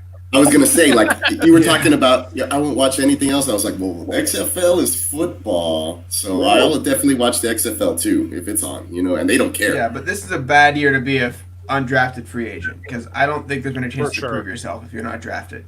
I don't see a full season. I don't see a full training camp. I don't really. If you're not drafted, good luck. I don't think they're going to sign anybody up the streets right now, waiting for a job. Unless you were in the XFL. That shit fucking hurt me. Oh yeah, the way the XFL went out. Well, I'm going to pick up hopefully at the end of one of my startups a couple of XFL guys and just see what happens. Take a gamble. If not, put them on my taxi squad. But PJ Walker just got signed. For sure. Well, I'm going to definitely pick him up because I talked about him earlier in the show, and it's getting towards that area in the draft where I think I might as well just get another quarterback. So I'm going to do it anyway. Go ahead and pick him up. And I might take a flyer on Cam Phillips, who wasn't signed, but he was the best wide receiver in the XFL at the time. And then, what's his face? Donald Parham, I think. The tight end just got signed with the Bolts in L.A. So he'll be a backup to the injury-prone. And I don't like to use the word injury-prone, but I'm going to use injury-prone in quotations. Hunter Henry, because he can go down at any time, break a kneecap, and then come back in 6 weeks or whatever. So I will definitely pick up Parham as well. A couple of XFL guys I think that stood out this year. Maybe even Nelson Spruce and some other dudes. I covered a lot of XFL earlier in the year. I was reading up on it so much and like keeping up with everything. Thanks, Robbie. We appreciate the donation. It's really. Don't know. All right. That's like buying somebody a shot on like a really cheap shot somewhere in Mexico, maybe. Or any college campus ever that has like $1.50 drink night. I am drinking micheladas. A couple of pesos, pretty much. All right. I'm drinking. This is a Love Street spot, not a sponsor, but Carbach. I got Modelo micheladas. Oh, I've had those. Those are great. I've had the Salimon ones as well. Monkey shoulder? What the hell? It's scotch. Oh, I got the fake Bud Light koozie. Bogart, I can't believe they're not giving you money yet. I know, right? Actually, we should all drop out the top row and let them show off the Bud Light and get a sponsor out of it. No, this is just the koozie. But yeah, let's do that. I know, but yeah, we can just cut it right there and no one's gonna see. So we'll get sponsored. And then punish them out there like he led by example. It's like when I pull it up, it should be blurred out automatically already, like all badass. We got to get that technology going. That's post-editing content, but yeah. We need to get the Rumboyz koozies popping, so it doesn't matter what you guys fucking drink, right? That's what's up. I would definitely buy 7 koozies because I lose them all the time. Hey, cheers to me. Robbie, Cheers get ready. to Yeah. you. Hold on. Cheers to me. Cheers to you. The greatest fucking staff, the greatest crew. You guys deserve this time right now to be as creative as you fucking want to create the most badass fucking content and take advantage of this time because you guys are pioneers in the industry, and I love working with you guys. I love having you guys as coworkers. And I love calling you guys coworkers. I love calling you guys colleagues. So this is for you guys. Appreciate it. My beer spilled everywhere for some reason. Brother. You hit that frat boy status. Robbie, that was a long cheers. I got Did you shake thirsty in your the middle own of it and can? drank. Better receiver. Going back to something like we did earlier, and a lot of us brought this man up before, brought both these guys up. Randy Moss or Terrell Owens, you are allowed one and only one. Miles E. Easy. Give me Moss. I mean, yes, give me Moss. Was that an option? You said Moss, right? Yeah, Moss or Owens. Moss Yeah. versus Owens. It's Moss versus Owens. Oh, we're about to start hitting sports for real. So all that, I'm a football analyst. Big bad walking around shit. Oh, bro, we're about to go. We mean Santana Moss, by the way, not Randy Moss. Yeah. Oh, trick question. I knew it. Yeah. Damn Both it. Big guards. confusion. Randy Big. It Moss. happens. It's okay. Randy No, Moss. it's Terrell easy Owens. for me. It's easy for me though because you don't say you got Owens. You know what I mean? You do say maybe get your popcorn ready or whatever the hell that was. And I was there at that game when that initially happened because I used to go to a lot of Cowboys games back in the day. Oh, man, when he ran to the star? Oh no, I wasn't at that game.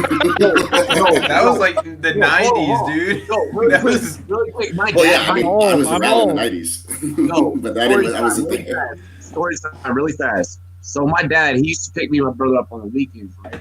And my dad was a Cowboys fan. And y'all know me how I already am. Like I do everything that I do.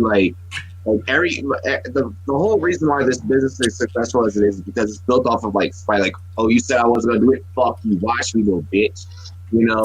So my dad, he's a Cowboys fan. And Be a Niner fan. and when Terrell Owens did that, like my dad, he used to pick us up for the weekends, and I used to be a little pissed off, angry ass little hood rat back in the day, and I used to pop off. And we were eating dinner in the kitchen at my grandma's, and like my grandma, she was so happy. She was like, "Yeah, like we're having a good time, we're having a meal, da da da." And like it's on this little ass TV back in the day where we had to, get the rabbit ears and shit. You can only have cable in so many rooms in the house back in the day. So we straightened out the rabbit ears in the kitchen. We got that shit straight. And then this motherfucker Terrell Owens put the ball in the middle of the star. And me as a Redskins fan, I looked at my dad and I'm like, oh. And I started going on like, hey, what are you gonna do? What are you And gonna that do? dude Habibed him to the corner of the fence and just Yeah. necked him. Bro, Yeah. me and my dad, Oh. that's the first time that I knew that, I have to really fight my dad for real. Because my dad took me, this is not the second time I fought my dad. This is the first time I fought my dad. The first time I fought my dad realized I knew how to fucking bob weave like a motherfucker, bro. Because I tired his ass out. And I was like, I didn't do anything to him, but I just tired his ass out. I was like, yeah. Like I started feeling myself. Bro, he had me in a corner fucking thing, the backyard. And when I tell you that my dad, he used to swing back in the day. Like my dad had the golden gloves around, bro. When I tell you, I've never heard fucking Fifth Ward Bees like this, like a Ghetto Boys Houston, Texas song. Like coming from a big 6'2" Italian motherfucker. Bro, and I'm just sitting in the corner like, Miles, you brought back memories. Miles, Justin, that wasn't cool. Y'all gave me flashbacks. I'm having PTSD back here, dog. Didn't mean for that to happen. I'm just letting y'all know, like, hey, have you ever had a flashback and heard wind? No, I don't think so. Bogart, your take.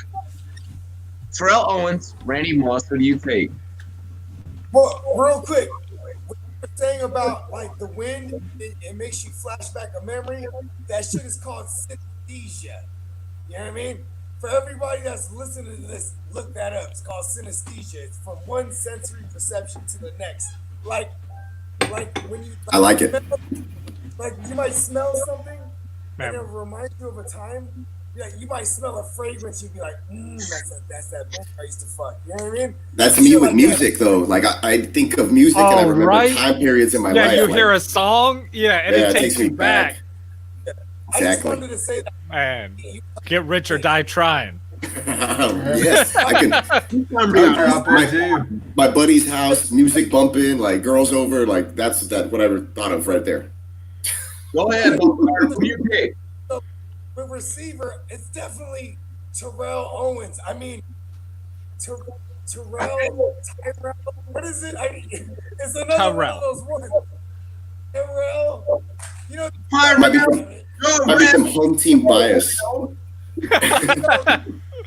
it's T.O. Come on. That motherfucker was it. And he was, here's the thing, is like, come on, we're talking about Terrell Owens. He was in the shadow of Jerry Rice, the GOAT, and no one talks about that. No one talks about him superseding the Niners. No one talks about that because he became his own individual. You know what I mean? Like, you have to consider the shadow that he had to come up out of. You know what I mean? Like, Randy Moss was just shit. You know Like the Ninja Turtles out of the shadows. Bogart. Tio was not a pizza guy for sure. He was more of a no carb guy. Wow, who do you want to be? Who do you want to be? Ninja Turtles. Who do you want to be? Like right off the top of my head, like Michelangelo, bro. Donatello, bro. For like in the fighting game. I picture Michelangelo. I picture as Donatello. Yo, next week, Rumboyz, fucking Ninja Turtles thumbnail. Get ready. Oh, I can do Donatello though. That's cool, man. I feel that. Yeah, he has good range. No, not just in the game though, because he's the smart guy. Like he's the smart one. He does machines. Right. No, Robbie, you're Splinter. I'm the smart nerdy one. I'm the smart nerdy one over that. I'll be fucking Splinter, but no Takashi. You dig? Think, Jay, get your take. I still haven't done mine. Yeah, Clock hasn't done his yet, man. Justin, I'm sorry. But J Love is gonna be April.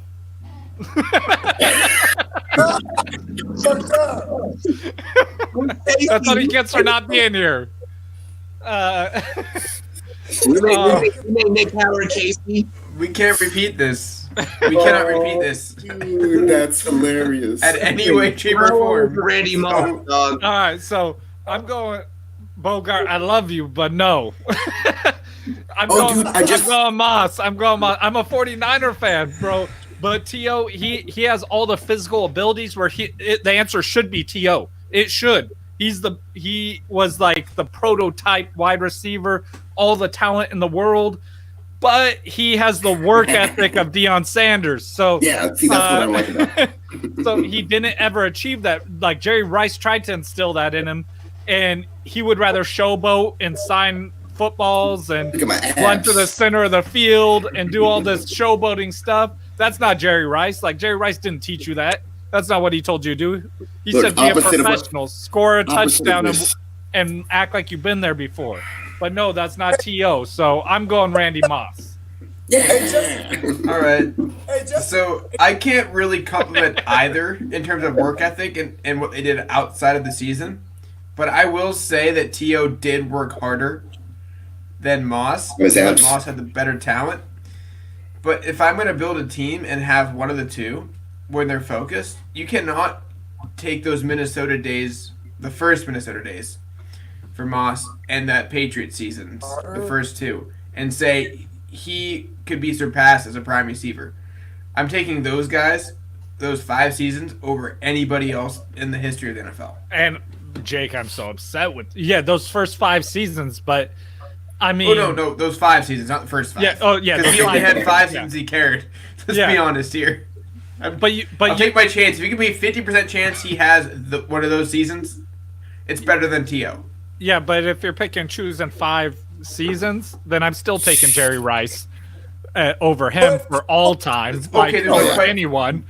Okay. If you're choosing anyone in the NFL, and you're choosing 5 specific seasons, come on, for real. For me though, watching T.O. play a lot back in the what the hell was it? I guess mid to late 2006 to 2010. Yeah, that was me in my prime. Anyway, so those days, I think I was just done with college. Those are my college days, man. Those are my college days, basically. Now, I'd already been in college for about 3 years. Anyway, so yeah, going back and actually watching him, I went to a couple games and stuff like that, and he had so many drops as well that kind of plagued him in his career, T.O. So I don't know. I'll just take Moss going over your back and taking that ball away from you and making you look like a child any day. That's just me.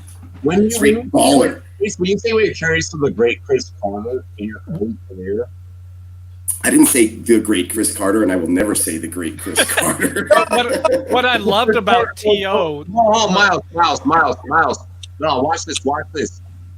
Football player to football player. Football player to football player. Okay. All right. So first off, I've seen your tape. You haven't seen mine. Okay. I'm old now. My tape don't count. My new tape doesn't count. Me, Chris Carter. I know that both. All right, I'm gonna pick myself first. I was say I'm more like a tight end, like a bumbling tight end on the field nowadays. Me, Chris. No, you got hands. I moved from cornerback to safety. He is Jason Witten. Let's be real. You have hands. Definitely. Me, Chris Carter. Me, Chris Carter. We got some hands. We got hands. We all we all really have nasty hands. But I say this and I put us in that same group because, like I said, this man took catch away from Chris Carter, and Chris Carter does have hands. Point blank. Period. End of story. I think he was just a beneficiary of the whole situation there, where he didn't have to be the number one for a good while. So I think he was an amazing wide receiver, though. Yeah. Who? Yeah. Chris Carter. Chris Carter. Well, he's on TV. He was 33 when Moss came in, right? I mean, he had a great career before Moss came in. Before Moss, he was in his mid-30s, where it's I'm going to retire because I've had a super long career. Randy Moss helped him keep his career going. I think that he extended his career by 4 seasons. For sure. I think that if you did put both of us on a judge machine, I think that we probably could get that work. Yeah, I could get that work.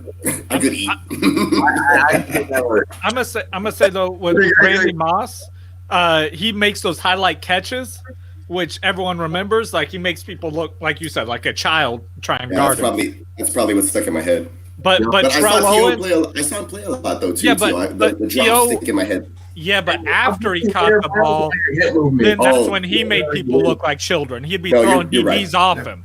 He'd be just on the ground. And I respect T.O. because he was a down the middle guy too. T.O., when you get hit going down the middle, he would go to the middle every play and get crushed every play if he had to do it for a first down. He's made of concrete, and half the time he would crush the defender. Yeah. But I mean, he was a tougher football player than Moss. Absolutely. For sure. Yes. Yeah. And I think this is a much better argument than Jerry Rice versus by the way, Moss. Really fast, Miles, watch that hitch in your hips, especially when you hit that right. I see that shit. You're 13 years late on this one, Robbie. my back and everything's all messed up now. That my hips don't move my hips don't lie because they are. I knew you were gonna say this. I was waiting for you to go to that. Bro. I'll throw back to the Super Bowl. I was watching. I was like, she's just more athletic. Celebrity game. We are gonna have a celebrity game one day. We're gonna work. Yeah, dude, I'm down. We're gonna try and do. If I ever get this ankle surgery, I'm down. Bro, really quick before we get to the next topic. Did everyone see the fantasy footballers post their fantasy football or their flag football tape? No. I saw that it was there. I didn't watch it though. I know that Andy's tall, and that's about all they got going for them. And he's the quarterback. Yeah, so it I don't doesn't- know yeah. if he's good. I think the Rumboyz. I think us as an offense. Oh, we would destroy them. Yeah, I think so too, for Okay, sure. Okay. And You I have like a them. white boy I like slot them right as here. people. I like them Yeah. as people. But I'll even volunteer to take Jason, who's probably their most athletic guy, and shut him down. no, Jason is not. Jason is the least athletic. He's big bodied. He's gonna try to use that against you. He used to play basketball, apparently. I don't know. So Oh, Right here you have the 5'10", 150 slot receiver in this one. This dude right here. I'll be QB and safety. Because we have the slow dudes in their spots. We're good. We can Yeah, I'm manage that. white, so I know I'm the QB. Yes. And I'm like literally. Well, I mean, Edelman probably has 50 pounds on me, but 150. It's flag football. So Don't I'm do too gonna much. draft it up. I'm gonna draft it up when everything breaks. I'm gonna draft it up when everything breaks. It'll be Obviously, Miles tight end. Yeah, He's that's basically what I do. Hispanic, so. He also said he's gonna run like this Straight and almost up, fall right? down. So he's our Jason Witten. We're good. Yeah, I'm kind that's of all we need. yeah, but I have back issues. Hey, I'm like an Olsen Witten combo. I'm gonna set it up. Hold on, I'm gonna set it up. This is probably gonna premiere on Twitter within the next week. When all this clears up, we might have a fantasy football celebrity game. Our office versus either, if they choose it, we will verse the fantasy footballers, or we will Any takers. Or BDGE. Thank you, Justin. You took the words right out of my mouth. Yeah, I've emailed Andy back and forth quite a bit from footballers, so I'll hit him up too. Yep. So That'd be cool. Our office is strong enough. We have a big enough staff to where we can pick our biggest and best ballers, and we can afford flights. And I was gonna say I'm down to take a trip. It's after quarantine. It's like I gotta get out of here. I'll take the family. Let's go. I would go to Colorado. You have altitude. What are you True. doing? Yeah, That's the only thing. I will I'ma say get there you a can't week. take a hit, but it's I got to it's get there a flag, so week we're early good. to acclimatize. Yeah, exactly. I don't know about I'm at sea level down here where I'm at in the Gulf Me of Mexico. So Let's get back into topics though, because we do have some really awesome shit to discuss. But I just want to throw that Oh, out. we have topics. Yeah, I want to throw Oh, it there's out a there. show going on, huh? Hey, better basketball handles, Allen Iverson or Kyrie? Jake. Better handles in pure basketball, and just like what you would see as okay, this guy can do something most players can't. Definitely Kyrie. But overall quickness and how to use them was AI. AI was very efficient with a one move double crossover, move right, step back, go in for the floater type thing. Kyrie does waste a lot of dribbles, and I think that he can be just as good if he stayed healthy and was as quick. But yeah, his handles are much better than Iverson's in terms of what he can do with the ball. But Iverson was more efficient in what he had to do and knew he could get away with one move, go to the basket. Miles, you turned your. There you go. Justin, just do your take. Justin. So, I mean, I'm a Supersonic fan, which means that I stopped watching basketball about a decade ago. So, I'm going AI for sure because I barely watch anything with Kyrie. So, That's how I felt before too. But then I really thought about it. But I'll get there. Bogart. Hey, can y'all hear me? Yeah. yeah. Thank you, Slap. I agree with you for sure. I'll take AI. I'll take AI because I'm a rap motherfucker, right?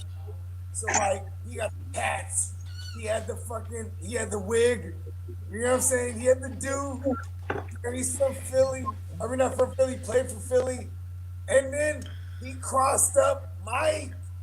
I mean, damn, he crossed up Mike. You know what I mean? That he has that on his resume. You know what I mean? I'll take AI.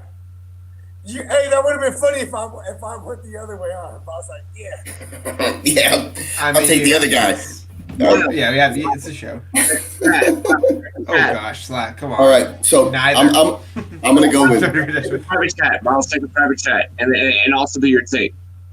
Oh yeah, what's up? I'm gonna go with Kyrie on this one, just because stylistically, like he throws that behind the back, the fucking spin move The in and out on your as ass. well. Like yeah, he does like somebody's calling my wife's phone. God damn it. Anyway, so like yeah, he stylistically he looks great onto his highlight reels. You're like ooh and on and all that. So his shoes are pretty dope too. But AI had some good dope shoes too.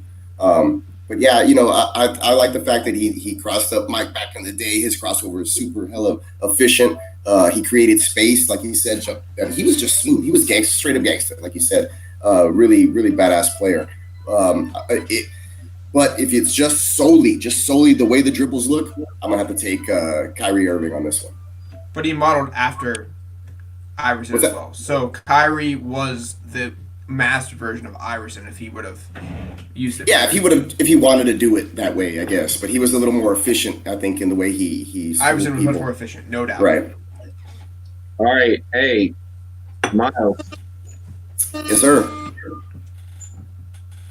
you ready? Did you read the private chat? Yes, sir. All right, 3. We're doing 10.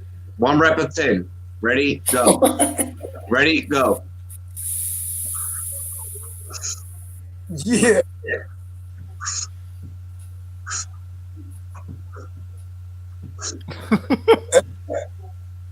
He was right on 10. He was right on 10.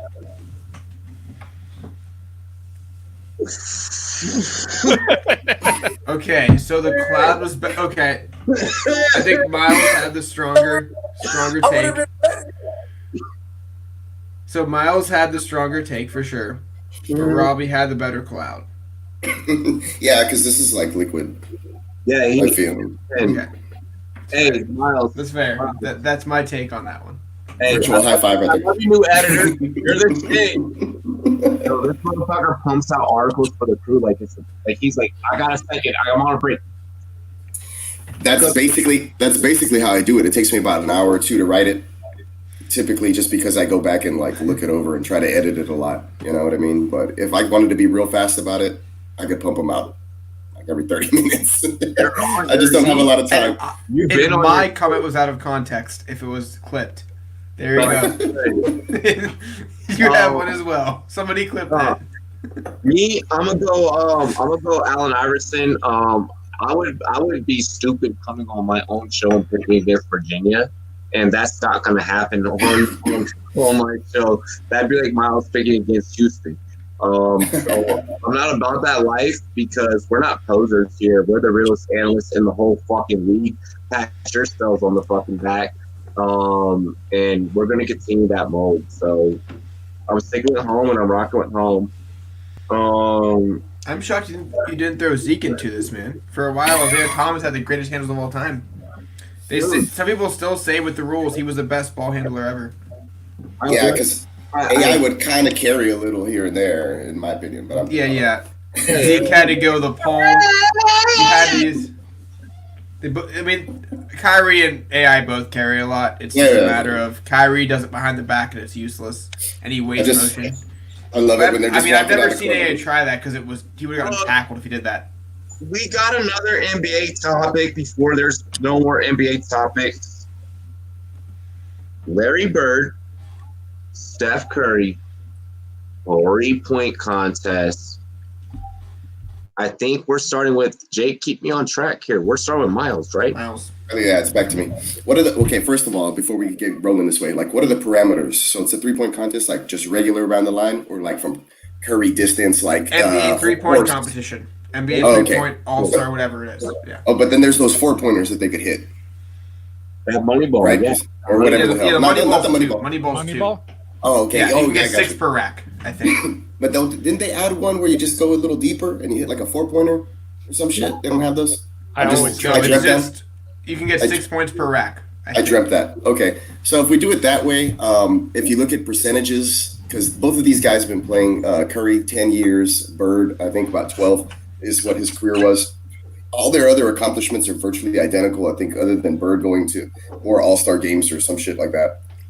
Excuse me. But you know, the field goal percentages, assists, like everything else, Bird schools him. But if you look at his 3-point percentage, Curry's up in the 40s and Bird is in the low 30s, mid 30s, I think. So with that being said, if it's solely 3-point NBA style competition, I'm going to have to go roll with Curry, just because it's unprecedented, just the way that he shoots, the high percentage that he shoots the 3-pointer at. I think because he shoots it so high. And my old basketball coach used to say, no, I'm serious. My old basketball coach used to say, like, the higher arc you put into it, like, it's like shooting it into, you know, like double the size. It's like an ocean. The rim's big. You can fit 2 basketballs in there at the same time, you know? So the higher your arc is, the greater percentage your shot is going to be. Anyways, that was his logic. But, you know, shout out to Coach Robert Capello. Dude's super old, in his 80s now. Most winningest Hispanic coach in the nation for high school. So I played for that guy. Got him his 800 win back in 2003. But he moved on way past. I think he had like 2,500 or something by the time he retired. He only coached like maybe up to like last year, a couple years ago. So shout out to him. Good guy. I've been happy on tonight's show, and I love it. I love it. Bogart, get him. All right. Take my Warriors hat on. Steph Curry, my man Miles, he laid out all the numbers, right? Listen, my dad, he is a motherfucking Larry Bird truther. You know what I mean? Like, we used to play horse, and he'd be like, this is how Larry used to shoot. You know what I mean? Like, he was like, I swear, like, it was one of those things where, like, as soon as we got Steph and Curry, right? My dad used to be like, he's the black Larry Bird. Like, and right, so, but like, man, and you know where I'm from. I don't want to be a homer, but he's got the numbers, man. Like 40%, and he be coming off the line, the half court line, doing one of these. He be doing, you know what I'm saying? He might do one of those, like, and it just goes in. It's crazy. It's off the dribble, like, come on. Off the dribble. How many people are shooting like that now? Yeah, he's are dribbling and off the three. You know what I mean? Yeah, that's crazy. It's unheard of, you know. No, I feel when I played basketball. I mean, I didn't play basketball long.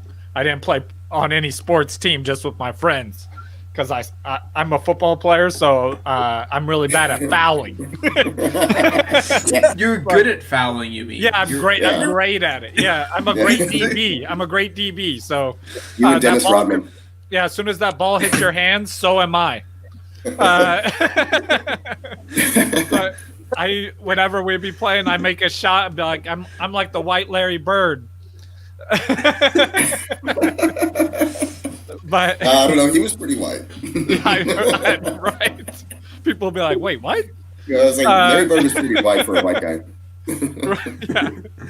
I know he had the short shorts and everything. His mustache was unbelievably white. Oh my god! Yeah. Flesh colored and everything. He looked like he was 70 before he was 30, man. Come on. He's like, fuck this. Like, he's like, I got you. Like I'm coming in. Comedy. Yeah. I know how white Larry Bird is. Oh man, he's super white. And that's why I love it so much. But so like I said, I stopped watching basketball around like when the Sonics left. I still watch it from time to time, but I'm also 98? So it was after that. Oh shit! Oh, they probably did. They make it to the 2000s? Yeah, we were in the 2000s. Damn it! But anyway, yeah, that's right. KD was there. Yeah, they left it NBA Live 2008. I got some KD rookie because cards. That was like the weird like scrimmage like JV jerseys they brought in, and it was like Oklahoma City new team name, and it was absolutely the best NBA Live game ever. It wasn't.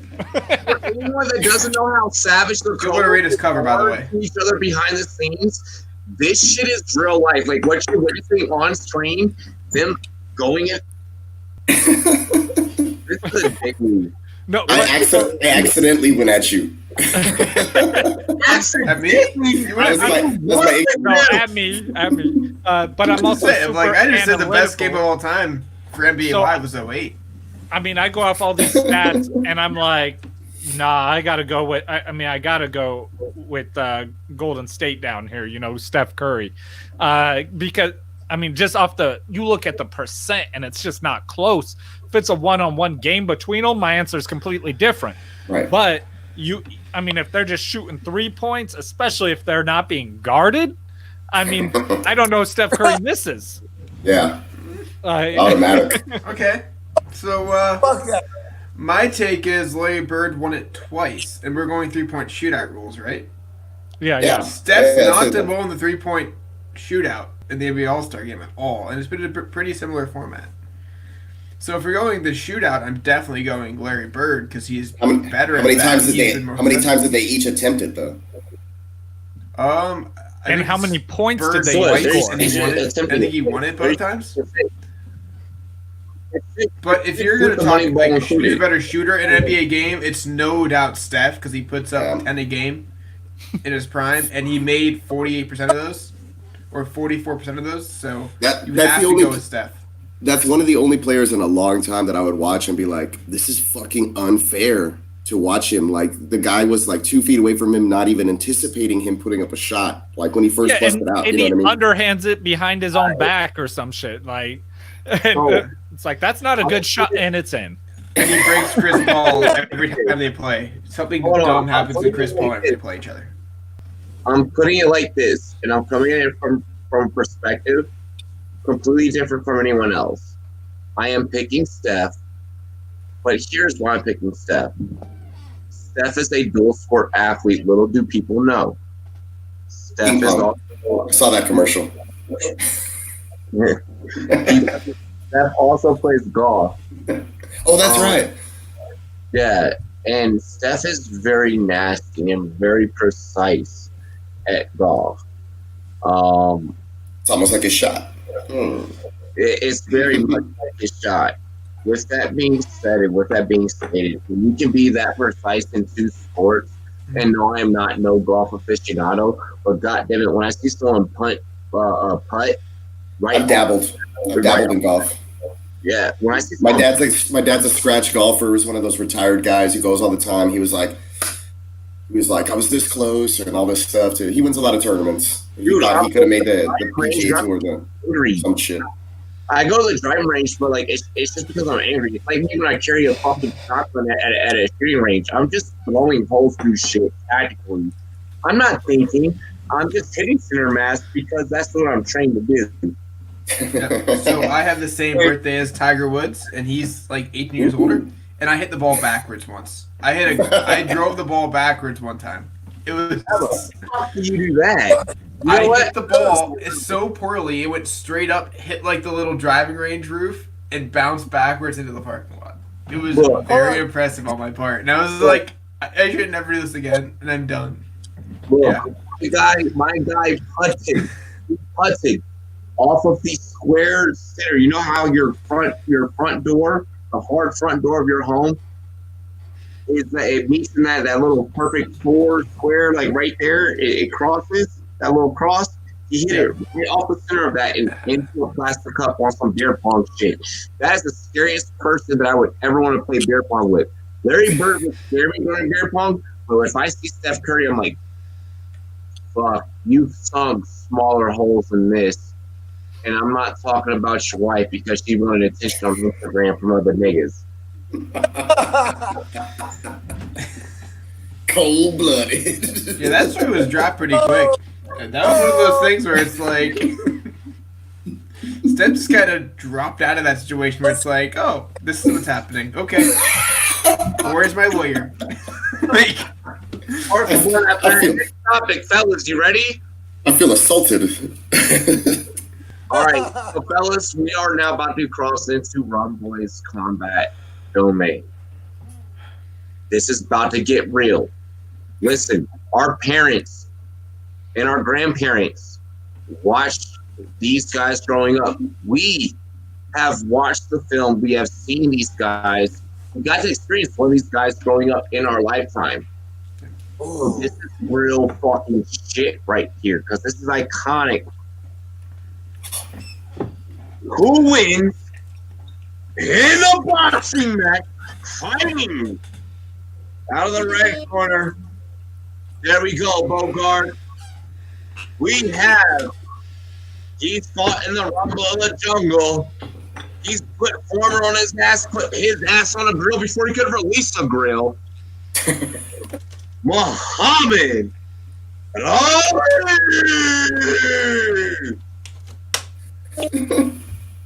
Fighting out of the blue corner. He is probably the heaviest hitting, heaviest handing motherfucker that we have ever seen. He's the heavyweight of heavyweights. He promised that he might kill you. He's gonna eat his fucking kids, okay? Listen, when I enter the ring, I go back in my mind and plan to kill a person. Eat the children. Eat the children. I'm gonna eat the fucking children. It's no other than Mike Iron Tyson.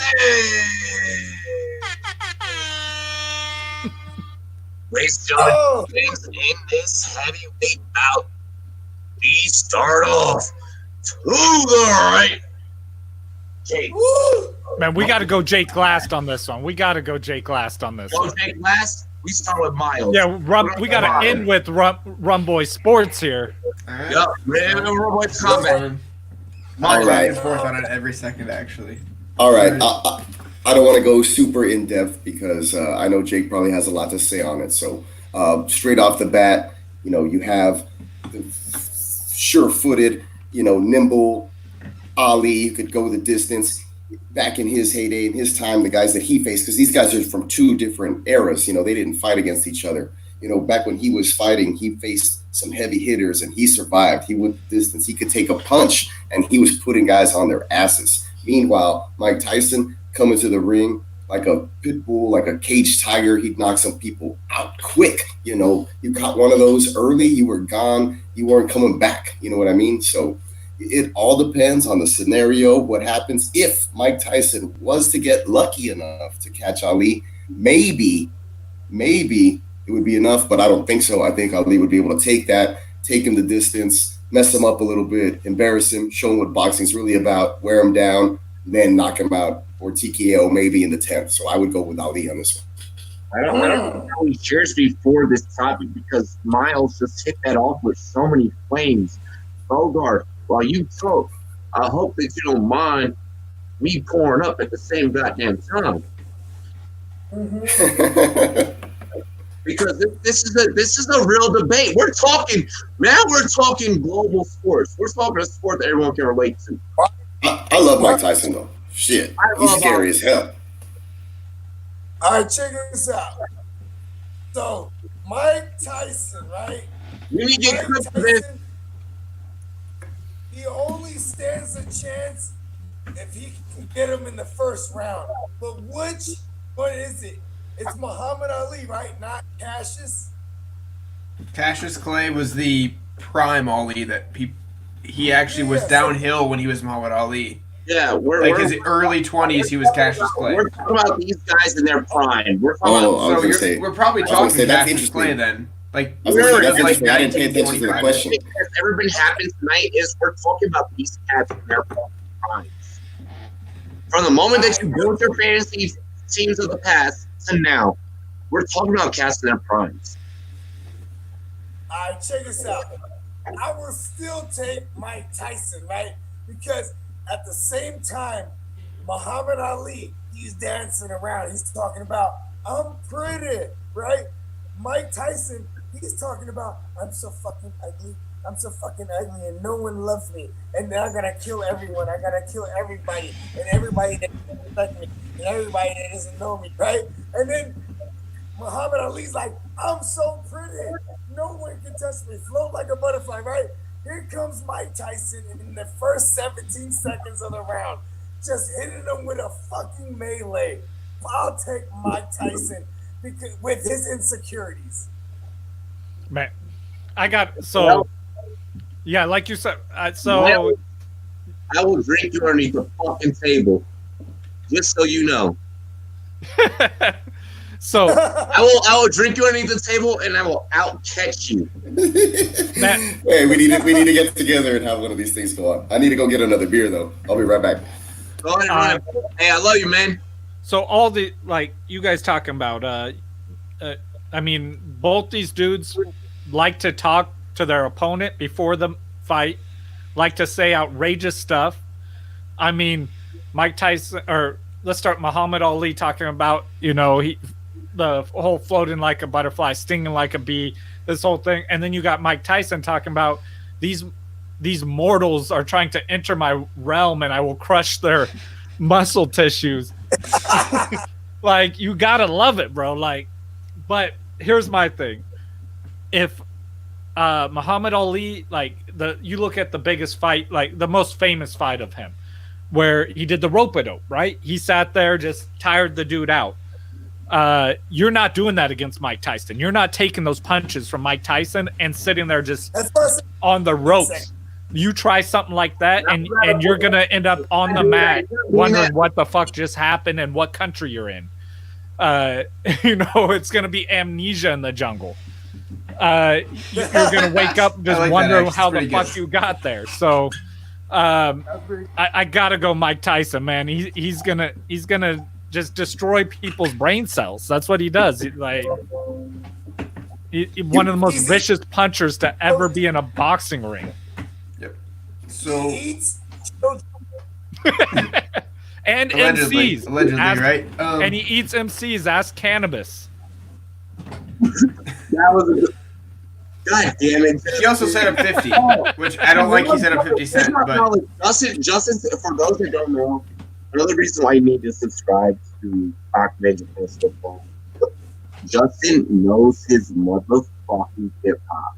He knows his words. He knows. So Justin, fun question: did Mike Tyson set up 50 Cent with Homo right there to potentially end 50 Cent's life?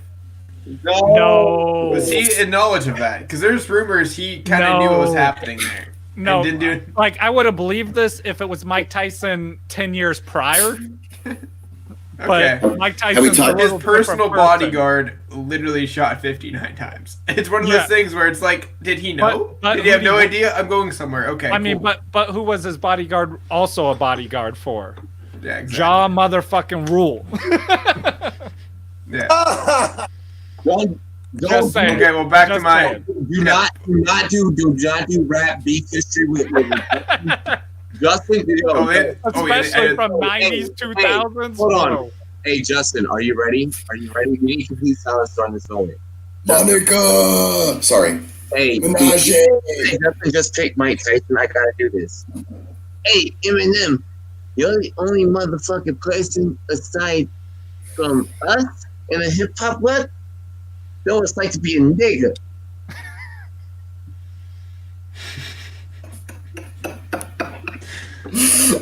Okay.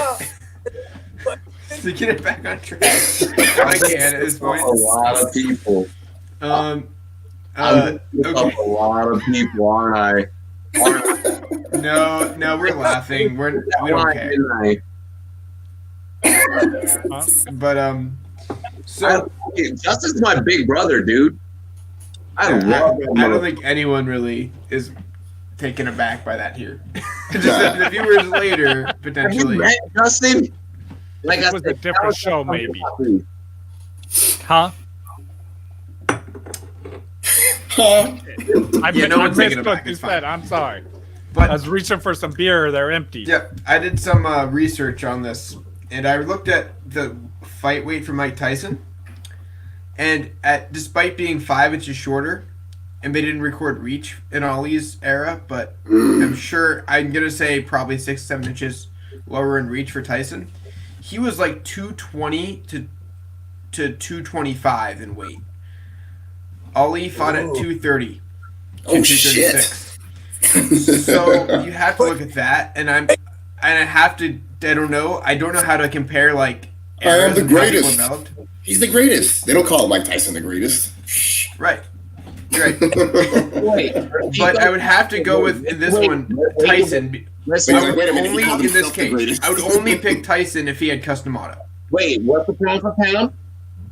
Ooh. So Ali fought well, at yeah, I 236 get you. at his peak. That was his heaviest. Tyson fought at 218 to 239, and he was 5 inches shorter. Just totally different body types. Ali 30 is years how apart. fast, and Ali is how fast. But they didn't. But he's pretty damn fast. But they didn't record reach. They in did his not. time. I don't know what that is. Yeah.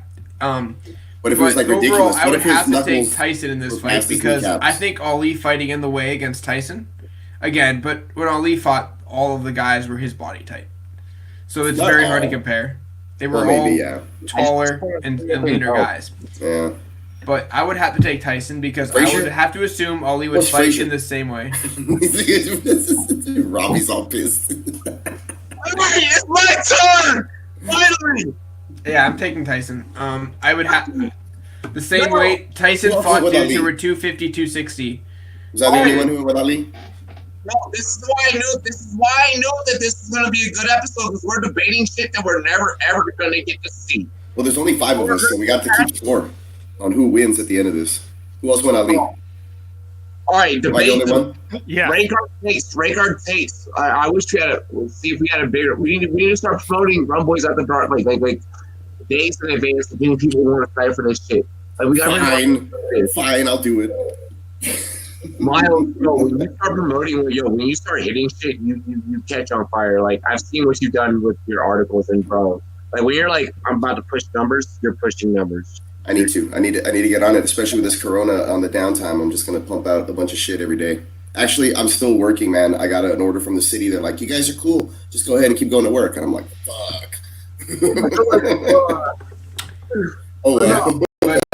For real, this is why this Friday night is fucking invented, especially for debates like this. But the only time you take Tyson in this bout is when Custom Auto was still alive and Tyson was not in jail. Before jail. This is when Tyson was most focused, and this is For allegedly when you would raping take him. people. Right. Allegedly, Allegedly. Yes. Very much allegedly, actually. Very much, and I think he might have had the system against him for a little bit. Yeah, it goes in his book. There's so much shit that we can. Hashtag John Jones. We can even talk about we can talk about the whole catch play thing and how that affected Ali and the fights that he didn't get in the opportunity. Bro, fuck that. No. At the end of the day, we're talking about two big motherfuckers. At the end of the day, that when they get in the ring, bombs are gonna be thrown. Oh, you got one of the hardest punchers. Oh, It goes perfect hand in hand with what we're going to talk about very next, right after this. You see that video of Tyson recently, like still fucking freaking He shit. really did. Because on Rogan, he said he never hit the bag again after this. Still doing his thing. But I remember for at least majority of us here on this cast tonight for this very fucking podcast, we're able to remember when Ali was on the set of Will Smith recording the Muhammad Ali movie, and Will Smith talking about how like holy shit, like like he like even though he has Parkinson's, he can still throw that, he can still do this, like he's he still remembers certain things. Listen, the legend, the man, the myth, the legend. I am never going to not pick Superman when Kryptonite has not been able to prove to go against him. You talk about he fought at 236. Tyson fought at His peak weight. Hold on. Well, Tyson fought heavier at times, but his prime was probably 25. We're all fucking different eras. This is why this is the perfect segue into what I'm going to go into next. Which is why when I go into what I'm going to go in next, I will start the question. I will start my take for that writer, and we'll really continue. Because certain people study the sport. Certain people. What is that, Jake or Justin? Is that It's your new Wrecking Ball. I got Is new it beer. local?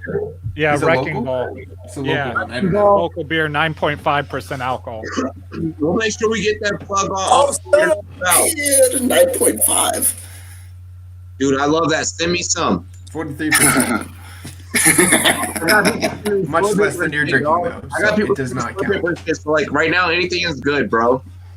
Yeah. Listen, I'm going with the legend. I'm going with Ali. I get that we don't have reach standpoints and shit like that, but my man's was already doing big things at the heavyweight division. That before, when Tyson got in the heavyweight division, it was a different division at that time. Yep. Mike has that power, but speed we've seen recently in recent history in a title fight number 2 that we're going to get into in question number whatever on this show. The last question on this show, where listen, or the third to last question on this show, where listen, we've seen speed in the heavyweight division outdo power, and that's where I am. My take. Yeah, and after my take, I do want to close with the idea. Tyson never had both. I think after Customato passed away, he lost the appeal of like the mainstream. He did not have the charisma to push a division, and he was actually eventually overtaken by guys again physically because he did fall apart physically after he served his jail time. But Ali carried both sides. Ali carried boxing for a long time. And Ali carried the marketing as well with how to sell. So he deserves the props over Tyson as legacy. Mike Tyson did have Mike Tyson's punch out. Just gonna throw that out there. Fuck you, great point. That's a great point. No, man, you couldn't put like you couldn't put Ali's greatest hits on Atari or whatever the fuck was out. Well, you should. That's the thing. And if it was a video game, Ali was the most famous person in the world at one point. And I will always say that. I don't think there was video games. Yes. Okay. Yeah. No. If you don't have a video game, it doesn't count. I get it. I'm mad at the whole rest of the staff when we get a dono that they're just like, we know the drill. Fuck Robbie. They just leave me alone. Myself now. Yeah. Miles, stop it. Wait, hold on. We're waiting, man. You're the last one. No, you're not. I spoke you and Justin take shots before me. I was thirsty waiting. No, I did it. Justin just did. Damn it. I can never get the look. There you go. I'm backwards. Got it. I know. I do that all the time. I'm like, which way do I? Sorry. There's only 2 directions, and I fuck it up 3 times. Well, thank you, J-Lo. We appreciate it. USB. As a damn USB. As Cobra, right? We are going to get seen in the heavyweight division. And we start off with Rumboyz combat, actually. Wilder vs. Fury 3 is tentatively at the moment set for October 3rd. Iffy, but I understand. Don't do it, Jake. I thought you were about to start being like, yeah, tentatively, yeah, hold the fuck up. Let's just pretend it's happening, damn it. Yes. Yeah. Doesn't matter when it happens. Doesn't matter when it's going to happen. In Vegas, should this event take place, who wins? And what does Wilder honestly have to do to improve during his camp to beat Fury? Because he got his bitch ass look. There is nothing he can do. He is 4 years older. He is who he is. He started boxing at 20 years old. He's not going to be the disciplined guy. He's not going to change who he is. And I don't see any way he wins this fight unless he lands and has 2 hard shots to get 10-8 rounds and eventually stop him. There is nothing he can do to improve his boxing. He has to cut weight. He can't come in at 238. Go back to 206, 207, like you did the first fight. You don't gain 30 pounds and just land. You cannot do anything else. There's nothing he can do to improve his boxing at 34 years old.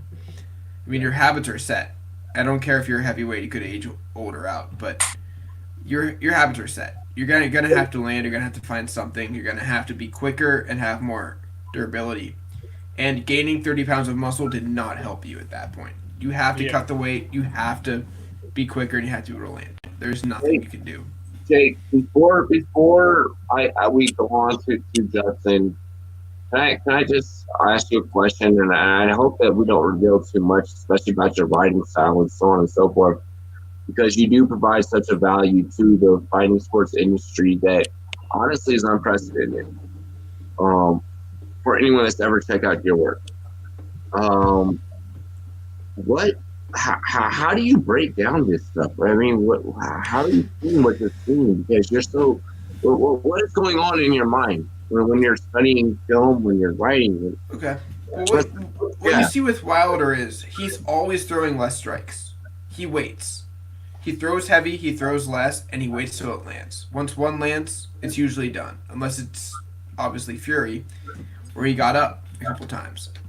He waits. He doesn't win rounds. He wins fights. He stops them early, stops them late, but Yo, you Jake, don't real see quick. him. Is he waiting or because I've never heard that he's much of a counter puncher, so he's not really counter He's punching. He's not. just waiting. No. He'll take Yeah. hits. He'll take punishment, and then when it's open, he'll Yeah. throw it, take a punch. It didn't work. Throw it, take a punch, keep going. And eventually it's going to hit him. I mean, eventually it did hit him, right? It's one of those things. He needs that person who could take a shot and point him. And I would say he was pointed once. I think he lost that first fight against Fury, to be honest. And I think he flat out, there's no debate, lost the second fight. There's no debate. That should have been stopped. So it took that guy to take his shots. And he's never been the best disciplined boxer. There's a reason he never won Golden Gloves. There's a reason he fought at 20 years old and had bronze. Like, there's reasons this happened to him. It just wasn't one of those things. He wasn't a boxer growing up. Fury's dad was a boxer. His brother was a boxer. His uncle was a boxer. Yep. He grew up fighting. So he kind of grew up the discipline of it. So I don't think you should change anything. Unless cut the weight, be quick, land shots. There's nothing else you can do. You're not going to punish Fury with rounding him. You have to finish him. You have to knock him down. So there's not much he can improve on. He's 35 years old too. About when this fight comes up, think about that. Fury's got 30. Like, there's not much he can do. That's crazy because looking at him, you think the opposite. Right. I mean, Fury had his issues with some drugs, and he recovered. Good for him, and I'm very glad to see that. He's at his Yeah, he's personal English issues. or whatever the hell he is. He's had his problems. He was 450 pounds, right? No, he says that, but I think he was I was like, closer to damn. no, he was closer to like 370 pounds. Yeah, and he When he dropped. was like- yeah. He dropped. I think he cut like 110 pounds. Just I love like his footwork, man, for being a big ass dude. but there's not much you can do. It's No, for so I Wilder, disagree. It's just hard. I disagree with you on that, Jake, because like something Wilder can do is let his hands go. He can But do should he it. cut weight to do it though? Because Absolutely, he was slow. absolutely, he has to. He Yeah, has to cut the weight. because he's getting beat to the punch. And he starts by getting rid of that stupid ass costume that he walked Right, in like- with, right? Okay, that is such an excuse. Yeah, this You is don't my trade biggest for thing. 6 months for Yeah. a fight and say Okay. my 40-pound costume I walked 100 feet with made me tired. That's my There's- biggest thing with him is I think he's going to lose based on that statement because you're not coming up with legitimate, like you're making excuses. Accept reality. You lost because you were not ready for that fight. Like you lost that fight in the third round when you stopped punching. Like after the third round, I'm not sure if he threw a punch. He just absorbed punches. Well, he broke his eardrum too. Let's think about that. I Oh mean, yeah, he was bleeding. He got knocked You- pretty good. that You was can borderline still- illegal you can shot. He got hit still right punch. here. Well, Yeah. he looked at the ref like, but at the same time, bro, But you can still throw a right on punch the after ear. that. Like I get Wow. it, that sucks and it fucked you up whether Yeah, it's no, legal it's or not not. good. There's a discussion, but he gave Should- up. He gave throw up him in in the that towel. fight. Should throw Yeah, him in the like- towel right after that. I don't think that the fight should have been stopped when it was. I think he could have. You could have His let him corner take threw the the towel. more. His corner Oh, threw did it they? in. I missed that. Okay, I was watching. His it corner live. quit. Yeah, his Yeah. corner's like, we're done. Okay, yeah, We're outta here. okay. But Yeah, he was getting that, beat up. that's fine. That I agree with the corner throwing the towel in. I probably would have. Ooh, But yeah. he's got to cut weight. He's got to be faster, and he's got to let his hands go. I get he picks his shots, but you watch the first fight again, and Picks there more were shots. times, yeah, he was throwing punches. You can't let Fury just get comfortable in there and pick you apart because he will. He's going to do that. He's the better boxer. He's got better hands, Yeah, footwork. he's a better fighter, better boxer. You have to land 2 hard shots. Make to it finish. dirty. Make it a dirty fight. Throw punches, throw big punches, just often. Like you're not, like you said, he doesn't win rounds. He wins fights. So Yes. don't worry about waiting. Like, oh, I got to last 12 rounds. No, you don't. In that fucking fight.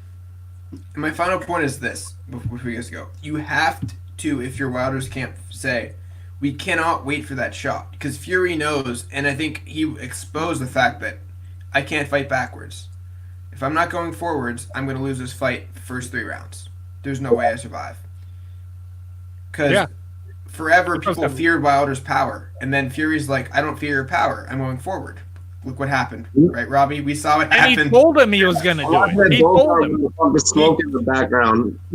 Yeah, but he told him too. You're right, and you have to go with that approach of I can't show that I'm scared to go forwards because absolutely, like this person finished me when I did not go forward. And Fury says that, but if you watch that first fight after Wilder knocked him down, he feared that power.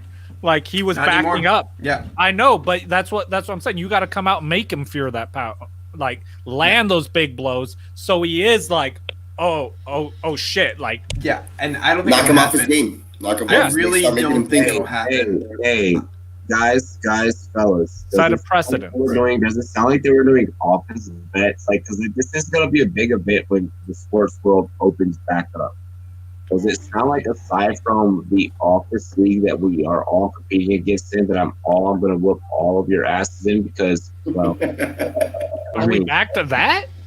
I don't know where. Not really, but kind of. He's like, I'm going to whip all these guys' asses. Yeah. No, for real, we're going to make it like Muhammad Ali here. I'm subconsciously in your mind right now. It was a red free. Justin, you followed me long enough that you know I play very psychological fantasy football. So yes, like I'm the one that's in all of you guys' mind right now. I do. I know, but it's beautiful. I just see myself beating you over and over and over. It's a beautiful thing. You should see it sometime. Motherfucker, make it. The fantasy gods don't like arrogance. No, they love it. They don't. They love it. Sometimes they do. Bogard. In our company league, like just coming in like a wrecking ball. Like not in like our analyst league, but in our company league. Sorry. I'm going to be. I'll be arrogant until. No, even if I lose, I'm still going to be arrogant. So it's just going to be there. It's just part of who I am. I have two people that I really have to focus on right now in beating in the company league. Before we get into our last two topics of the night, as long as I beat these two people in the corners, as long as I beat fucking Miles and Justin. Bro, you got a better chance of doing one or the other. Yeah. Like, not both. Keep it simple, bro. Make it easy. You don't want to set yourself up for disappointment. I was going to say not both, but... money, I'm going to make sure the whole world knows that you're using money. No, bro, we don't even got to do money. We'll do shirts. Like, you're going to be wearing a clock management shirt after I beat you, or I'll be wearing a Rumboyz shirt. Damn. Well, you're wearing Rumboyz right now. If you guys win, I'll wear one of yours, but obviously I'll just make one with my face on it, and y'all got to wear that shit. How do you know that's not already planned? Bro, I'm just going to wear one with a giant fucking peacock on it. Peacock on it, yeah. The one that's on my Twitter shit. Like, second to last topic. Hey, fellas, cheers to honestly what would have been opening day, right? Does baseball really need 182 games right now? No, but it needs an opening day. What? Miles, go ahead. Miles, you just started off. Yeah, I will. I said, no, it doesn't need 185,000 games, but it does need an opening day, and it does need to be a ceremonial thing in the spring. It has to be in spring. Stupid coronavirus. But usually I celebrate opening day on my birthday a lot of the times. So I crack open a beer. I watch a couple of Texas teams play ball, and I enjoy.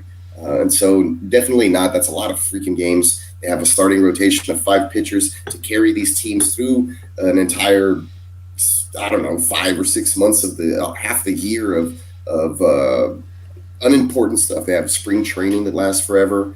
I just don't understand the length of an entire baseball season. Even basketball is getting a little long at some points, but yeah, I don't think they need that at all. It just doesn't make any sense to me. Hey, I would say it does need to start soon though. And go Stros. I would say I'm gonna say my take really quick, because I just saw your wife walk in the background. That's all. Yeah. But We'll listen, get out of here, man.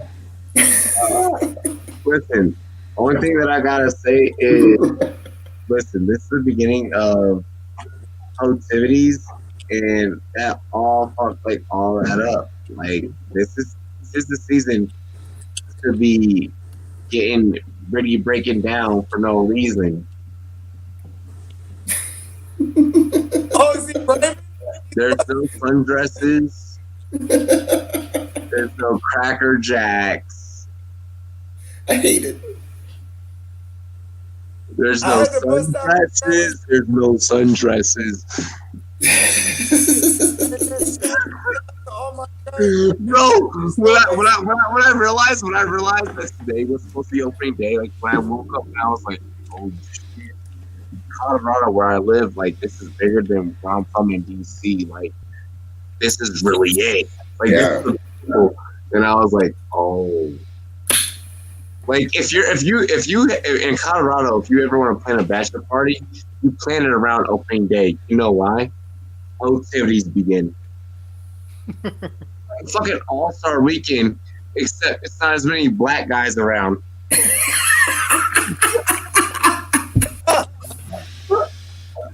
No, man. Hey, my cousin, like I said earlier, I have some family that I have some family that they're black or whatever, and he proposed to his wife out there in Colorado, and they were skiing and stuff in the winter, which totally surprised me. But well, he's half Mexican, Don't do that. Like we're not out here doing that. Like we're not out here.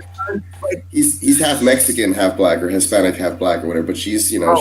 Dominican and Jamaican. I'm Dominican and Jamaican. The first time I found out about a cold weather state, I found like a cold weather state. I was like, y'all celebrate Christmas like this? Like what the fuck? I know nothing about that, man. I'm from where it's hot all the time, 24/7. Like literally, there's fire on the bottom of this Rumboyz. That's like me right here in Texas right now. Oh man. Yeah, We don't get cold. We 41 don't get degrees here. we don't so. get cold up here. We get rain, but we don't get snow. So I'm cool with that. Hey, shout out to my homeboy Mayor Robert. Yo, yes. Oh yeah, he was here last time. What up, Robert? Bro, I have enjoyed him being a follower, honestly. Like since he's been pulling up, because he always just comes through and makes us laugh in the chat. And Yeah, it's good takes. Love the guy, man. We go way back. That's true. He did say that you'll miss your hot dogs, Miles. Yes, exactly. But I mean, actual food. He knows I'm a foodie. Fuck Oh, okay. I know what he meant by that, though. that you're a foodie as much as you work out. Dude, yeah, what I do is I intermittent fast. I won't eat while I'm at work, just sitting on my ass. But then right before I work out, I eat a little snack, and then I work out hardcore, and then I pig out right afterwards, and then I don't eat again. I'll binge not eating, and then I'll just drink. Miles, I have one question for you, because I follow you both on Twitter and Instagram, and I know that you've been following and you've been working with the Rumboyz Fantasy Network for a while. You don't follow our ESPN LA insider Raj by chance, do you? No, I don't think I do. I mean, I don't know about everything. I'm new to all this Twitter. Bro, I do. All right. So, Justin, have you seen his push-up challenge? The push-up challenge? Wait, The tag 10 the 10 push-up thing? No. Going around? All right. Nah, So let me I didn't see it.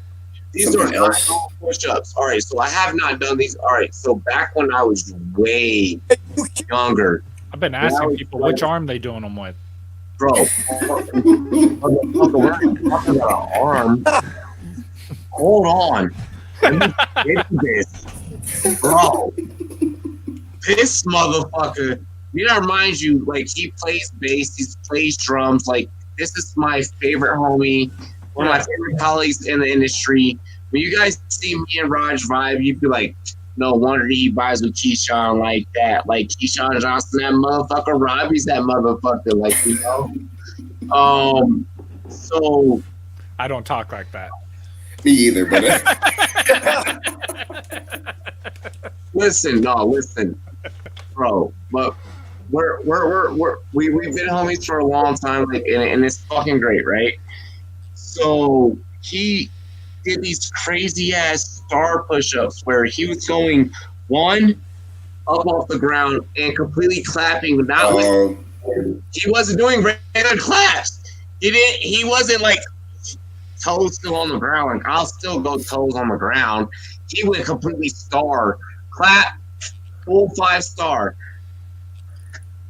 Did 5 of these motherfuckers, and then like did like a different rep of some different things on one arm and this some other shit. And I was like, nah, dude, you need to get that all in one Instagram clip just like that. That's what I need to see. Yeah, that's what I'm talking about. That's what I want to see going around the internet. Yeah, no, thank you. I can do like clapping push-ups. I can't do those plyometric ones where you hop off. But this guy's hopping off and clapping. That's already stupid. So that's one thing I'm good other. at. I like in the Army we do lots of push-ups, especially if you're a smartass like I am. Who would have thought? Yeah, and so I'm great at push-ups because I'm a smartass. So, but like My girl. I love that type of stuff. My girl. So this is what we need over licking airplane toilet challenge. Ew. Is that a challenge? There was one. Yes. Is that a challenge? Why? Yes. There were people licking like grocery store handles on like freezer stuff to like. You just call that the coronavirus challenge. Yes, Coronavirus it is. challenge. Yeah, try to get it as much as you can without getting sick, and the people got sick. Good. They deserve it. Yes. Fellas, I will post Darwin. the very first Rumboyz push-up challenge tomorrow on Insta and Twitter. This is a get fit office challenge. Right. For the We whole do it team. like unbroken, like as many as you could do without stopping or something. Yo, Miles, why you gotta do that? Miles. I'm gonna edit this shit. We need Put to it on a judge loop. the push-ups. I'm gonna as put this well, shit on and a I'll loop. get like 5, so it No, doesn't matter. But We're we'll judge other Like, people's damn, push-ups Justin that are just did fair. 400 push-ups. Bro, On a loop. On a loop. I'm gonna be like, yeah, now y'all gotta do them. And Miles, I'm like, on a what are we keto. doing? How is it gonna go, brother? Let's go. Bro, I guarantee Miles could do more push-ups than me, but I could probably do more Look at one-arm his push-ups neck. than you. Look at his neck, Probably. bro. I think. Because I think- one-arm push-ups have to balance. We all know Miles has that It's all Tequila balanced with Spikes one neck, arm. right? We didn't get Miles the Rumboyz sink. Me last week in my Rumboyz sink wasn't nothing. I don't know. Robbie could probably do a bunch of push-ups too. That may be a meme, Miles. It was by like the way. I put a tattoo all across my chest because it's so I don't know small. how Hey, long are your Miles, arms though, There should Robbie? be a meme of you right now. got too long with of you arms, you're with not a doing that Tequila many Spikes push-ups. neck. I have longer arms. I have longer arms, so I push you up. Right Yeah. there. Yes, you with the Tequila Spikes neck. Like Like this. 4 years ago, that was like bigger than his head. Yeah. Next. Clearly next on topic. steroids. Next topic. All right, Miles, keep fucking around, bro. Keep swinging, bro. All right, coming for that ass. He's done, bro. I got this. Let's go. I have less body weight. I have like 149 pounds of weight on me, so I can get like 7 Hey, of them. hey, DK walked in the room and I'm like I was like, yo, if you take off your shirt, I'm gonna take off my shirt. And he goes, am I gonna get a Rumboyz shirt after this?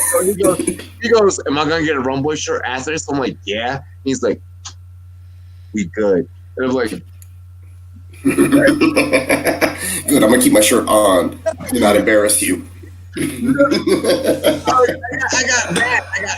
got mad because I was ready. Like, you know how I am. Like, I'm like, so when Yeah, DK's been flying off the shelf in Dynasty. Him and AJ Brown, man, those are my guys.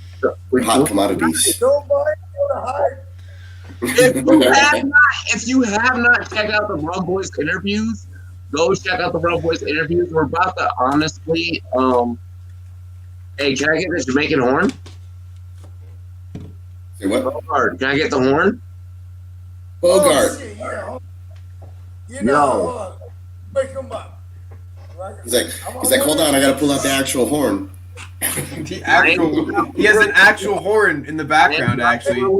Yes, this is how it goes here. I'm about to release the second preview of last year's rookie interviews.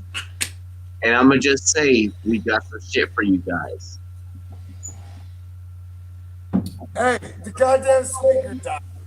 Oh, God damn it. It's all good. Very, very, very, very last topic. And then we close out the show. oh man. Skip Bayless says there should be an asterisk next to this year's NBA title in a shortened season. Should LeBron James get the title this year? How do you feel about this? I think it's me this time, right? Yes. Yep, it is you. So, do you look at LeBron's first title as a asterisk at this point? What happened with his first title? That was the NBA lockout. Oh, really? Yeah, obviously no by that question. Yeah, because I Exactly. didn't I even don't see that as an issue. Yeah, no one does. No one does. I mean, it's gonna be maybe you play your 5 games, get ready for the playoffs, then you start the playoffs. But from there, I feel like there's a different level, anyways, and players are always, if you're on a good team, kind of scaling back 10% because they know the playoffs are coming. So at this point, I don't understand how you can say it's not. They played the season out. There's a break, and a lot of these players take a mental break, anyways. If whoever wins the title, it's a title. I don't care. I don't see LeBron's 2011 title as a asterisk. I think he still has 3 championships. I don't consider that 2.5. I don't consider half a title at all. Yeah, no one talks about that. Good. I like that. I like that you guys are going with this because I'm gonna. Once it gets to me, I'll bring something up. But yeah, I mean, Of course, you got to go against the grain. but yeah, in terms Watch of him history, peacock. basically my final point is like, okay, No, but history you'll would be tell like, me but that's different. But it's true. if history is going back a 10-year anniversary or something next year, saying, oh, he won the title 10 years ago, and we don't remember that it was a shortened season, or most people don't. I don't think it matters. Yeah, nobody's gonna care. Yeah, I mean, I'm on board with you, Jake. Like, I don't think that it's gonna if they shorten the season, if they lengthen the season, anything like that doesn't really change the fact of who is going to be the champion when you look at it 10 years down the road. No one's going to remember that this happened 10 years down the road. They're going to be like, who were the last 10 champions? And they look it up, and there's no asterisk next to it. It just lists who they are. So that's how everyone's going to look at it. It's not going to be remembered as a specifically special thing unless something like this happens again. And then they're going to be like, the last time something like this happened was in 2009 or 2020. Yeah. So outside of that, no asterisk. Just it is what it is. So the joke, you're not saying in 10 years there's going to be some analyst besides Skip, because Skip's like 70. Oh, is he an analyst now? I guess so. He claims to be, right? You're not going to find some, like, in 15 years, guys say LeBron has 2 titles that were illegitimate because they weren't in full seasons. Justin, Yeah. you know how serious that I don't know how serious everyone necessarily on this panel takes their personal careers, but we know goddamn well how serious I take all of you guys' careers and what we represent as a brand as the Rumboyz. Does that mean that we are now a more credentialed source? No, not now. We always have been.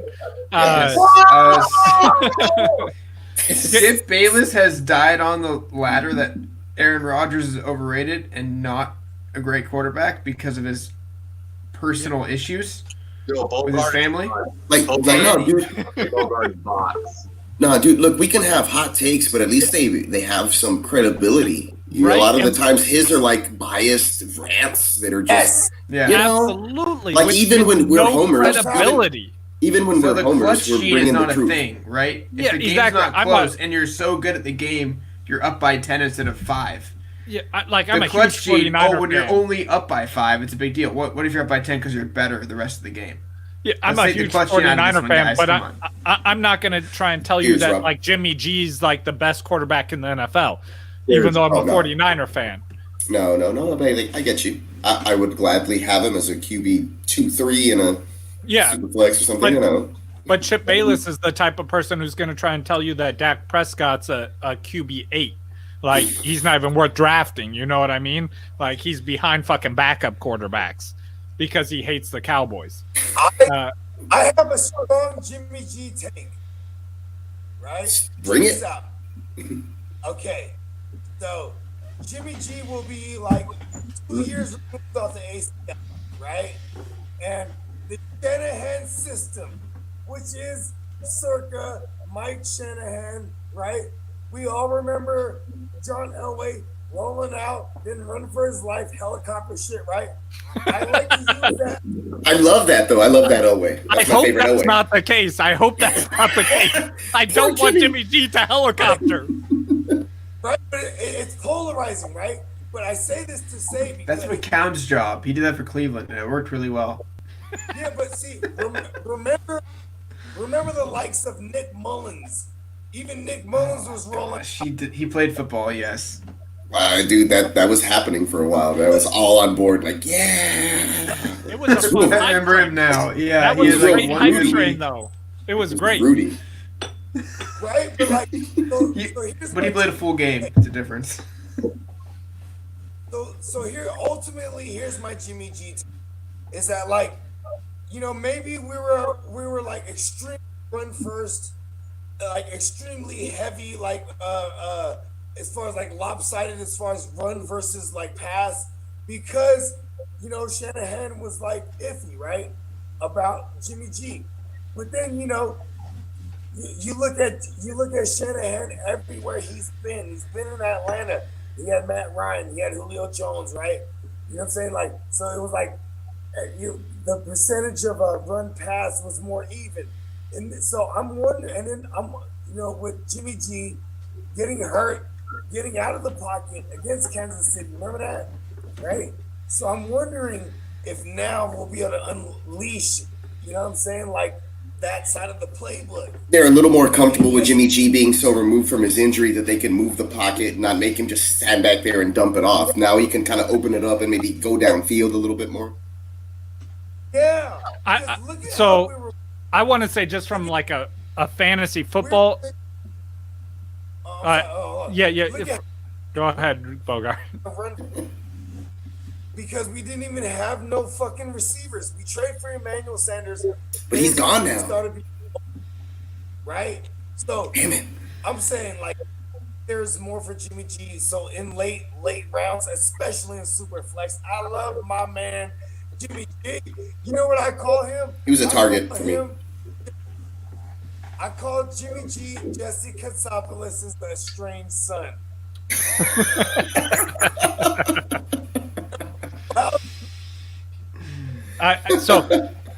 Real quick, I gotta hop on into here about Jimmy G real quick though.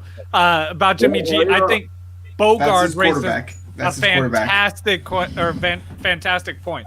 So from a fantasy perspective, as an analyst, like, we talk a lot about positive regression, right? Negative regression, those things. The 49ers run percent is ridiculous.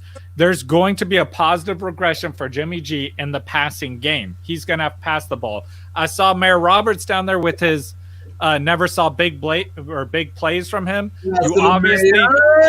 You obviously did not watch when they played against. Tell us 3, 2, 1, Mayor. We gotta do it again. 3, 2, 1, Mayor. Let's go. But you obviously didn't see when they played New Orleans, because Jimmy G came through in that game and he was clutch, had a huge game. He's not, I'm not saying he's going to do that every week. I'm not fucking ridiculous. Like I just told you, I'm not trying to tell you Jimmy G is going to be a top 10 quarterback, but he's going to have some positive regression in a 2-quarterback league. I think he is an awesome target to get as your second quarterback or a super flex. I have nothing fucking negative to say about Jimmy G. Man, I wanted him, but I waited too long to pull the trigger on QB2, so he just slipped, and I think I went Rivers like last resort, and then Winston because he's a free agent right now. But those are my QB2s. We got I'm bad about that shit too. And 2Q because I'm so used to waiting. I'm like, QBs. I can wait a little bit longer. I can wait a little bit Yeah, longer. I always feel that way. And then 4 QBs go, and you're like, shit. Yeah. Yeah. Exactly. You know what, though? I'm telling you. We'll save that for a different episode of what. Yeah, sorry. I completely derailed this whole. No, we'll save that for a different episode of what type of league every person prefers. We have like 245. Like, let's just be honest, fellas. Like that has fucking happened. That has been the thing.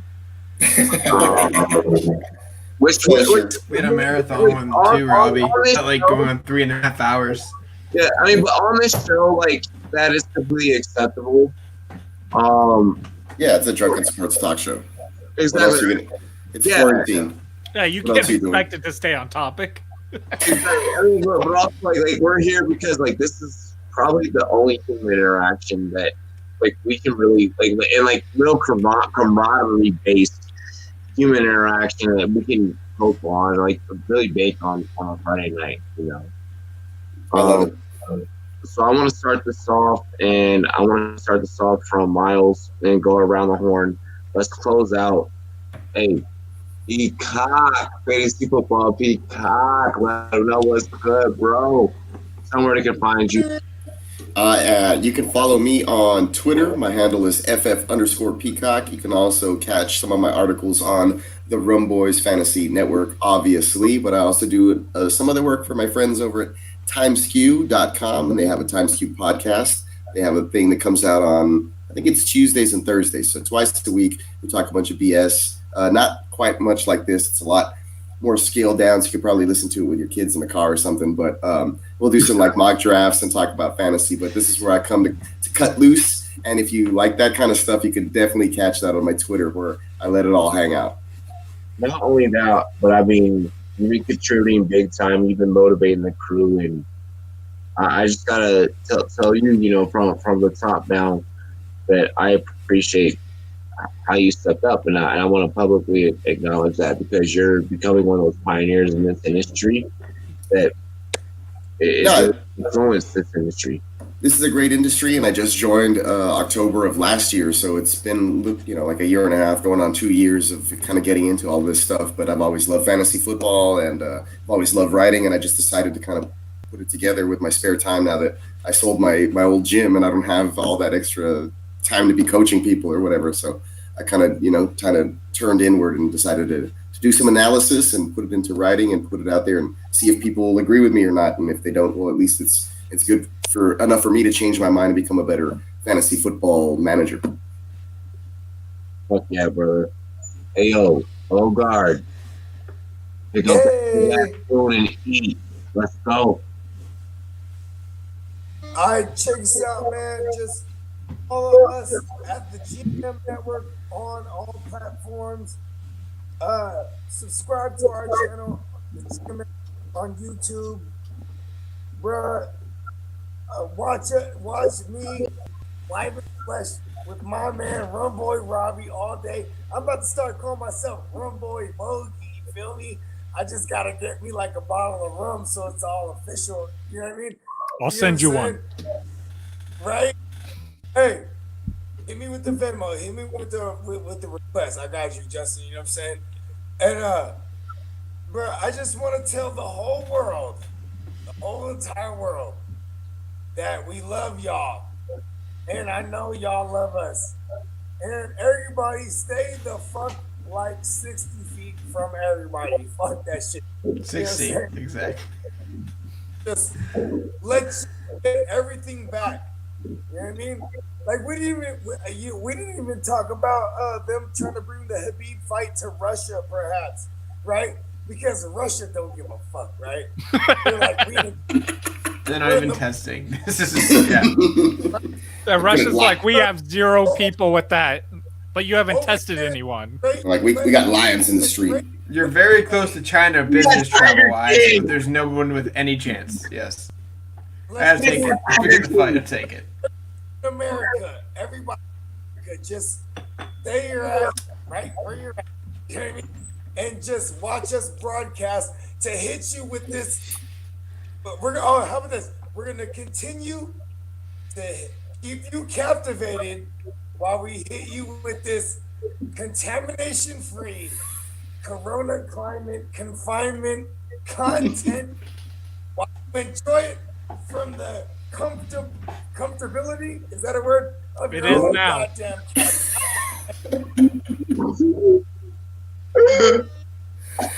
That was brilliant.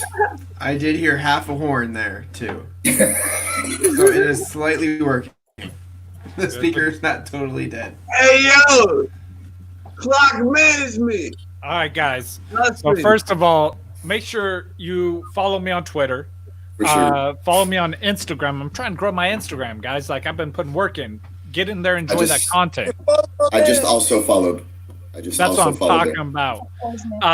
Then I got our YouTube channel. Subscribe on there. Most importantly, we're doing a giveaway of a Ricky Williams jersey I mentioned earlier. All you gotta do is leave comments. It's not hard. It's free. I'm already there. I'm leaving a story.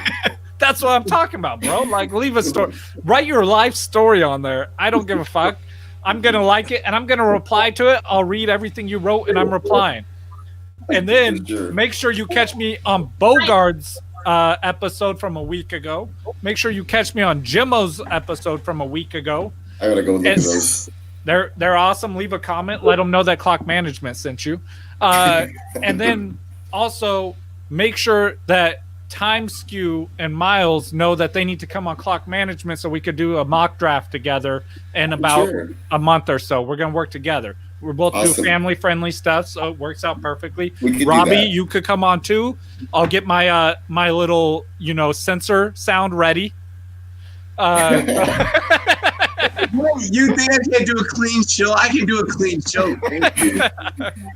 Like Mayor Robert's idea there, we should do an Around the Horn segment. You should keep score, Robbie, at the end of the show. Do that. No, we should do that home. That was the original. I killed dumb point. Yeah, we need live voting, man. Live voting options. The original point of Rumboyz After Dark. The original point was for us to keep score, and to do that format. And honestly, I'll look into it, dude. We had it all set up and everything, and then people just backed out. They were like, "No, just talk about it, please." No, I'm down. I'm down, bro. For me, get it going. I got one last thing though. Make sure you go to rumboyz.com, click on the pirate ship up at the top, Get the merch. and then you click on the merch, and then you buy yourself a Clock Management shirt. I'm telling you, it's the coolest shirt on there.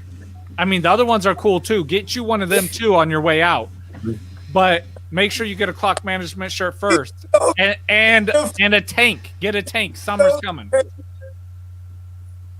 I gotta make me a shirt. It's gonna be like, "You gotta let me fly" or something. I'm gonna put it up I there. love it. Bro, all right. So listen, once you have a Rumboyz merch line, like once we do something once we have like a line, like the sales game gets real competitive, and me and him will be going back and forth. Right now I'm Then and only then you'll get a shirt. no, I'm four ahead of Justin. I'm 4 ahead of You're Justin. 4? All right, I could catch that. We still got a little bit of time. I'm gonna order me I don't want to hear it. I don't want to t-shirts. Don't worry, I got you guys. Get 2 Clock All Management. right. So under Twitter underscore Rumboyz_C Rumboyz Combat. Buy merch. I'm buying my own merch tomorrow, by the way. So You're in third. yes, I'm buying my own merch tomorrow. I'm gonna be in the top 3, staying in the top 3 because Miles will not catch up with me before his line's even out. And there will be an article coming out pretty soon, I hope, in a good fashion of this fight happening. If not, I'm getting 3 shirts. I'm helping you. I'm getting 3 shirts. There we go. Yeah, but if it doesn't happen, it's gonna be down to Habib's Ramadan, and he will not fight for a certain period of time based on his religion. So this fight really cannot be moved. It's this week or nothing. So if this fight does not happen this week, his religion will say he cannot fight till the end of October. It's probably gonna be next year. So it'll be He a 5th can't- time this fight falls through. So So this week's huge. I mean, he could fight. He just wouldn't be able to do it till after sundown. And No, but he wouldn't be able to eat or Hey. drink that whole month. So he might not make, or he'd make Might- weight no problem. Yeah, he just wouldn't have the strength to fight. So he would not fight until 2021. Basically, this fight has like 6 days to get figured out, or he's going on a hiatus for about 4 Yeah. months. We won't see him for a while. A lot of stress on me personally, because all of us, we want to see a live sport. And we want to see it beat Tony. And Fuck yeah, yeah. exactly. That I've been waiting for this fight for years. But yes, my gut tells me this might fall through, and I think it's going to be 2021. All right. So here's That's how fine. this is about to work out. Here's how this is going. I want to point out this comment here. We are going back to the old format of how Rumboyz After Dark. Yeah, Jake was like, "Oh, geez, yo, that motherfucker took a shot." He's like, "Oh, He's like, I have to deal I with this said, shit now. please, man. yeah." That's how it started, man. I missed that.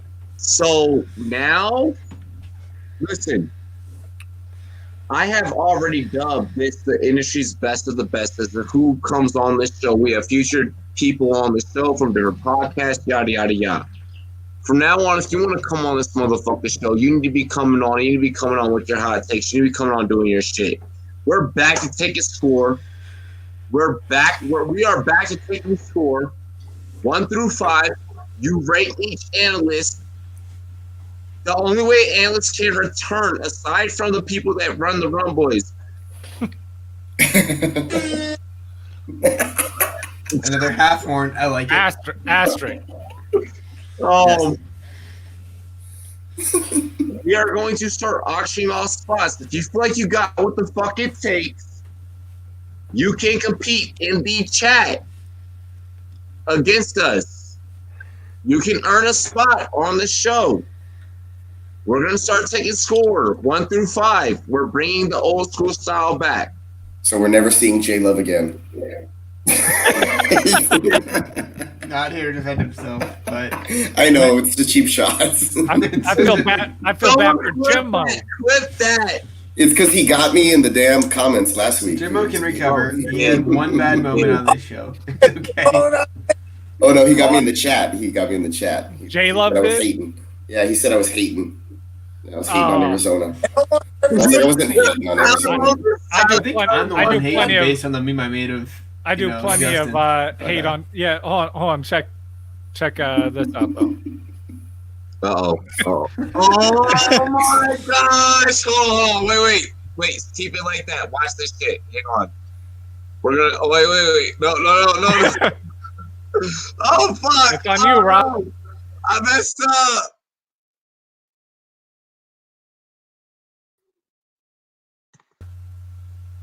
Oh, what happened? I think he just disconnected all of us into one. Yeah, Oh, he just made everyone go away, but Hey, what's himself. Hey, Robbie, put me main. Put me main screen. Here's a meme. This meme is posted and tagged in Robbie's Twitter. AI. I'm trying to do this shit. Oh, wait. We are. Oh, You- yes. Oh, fuck. Wait, It's why- you, Robbie. I know why. That's Jake and J Love.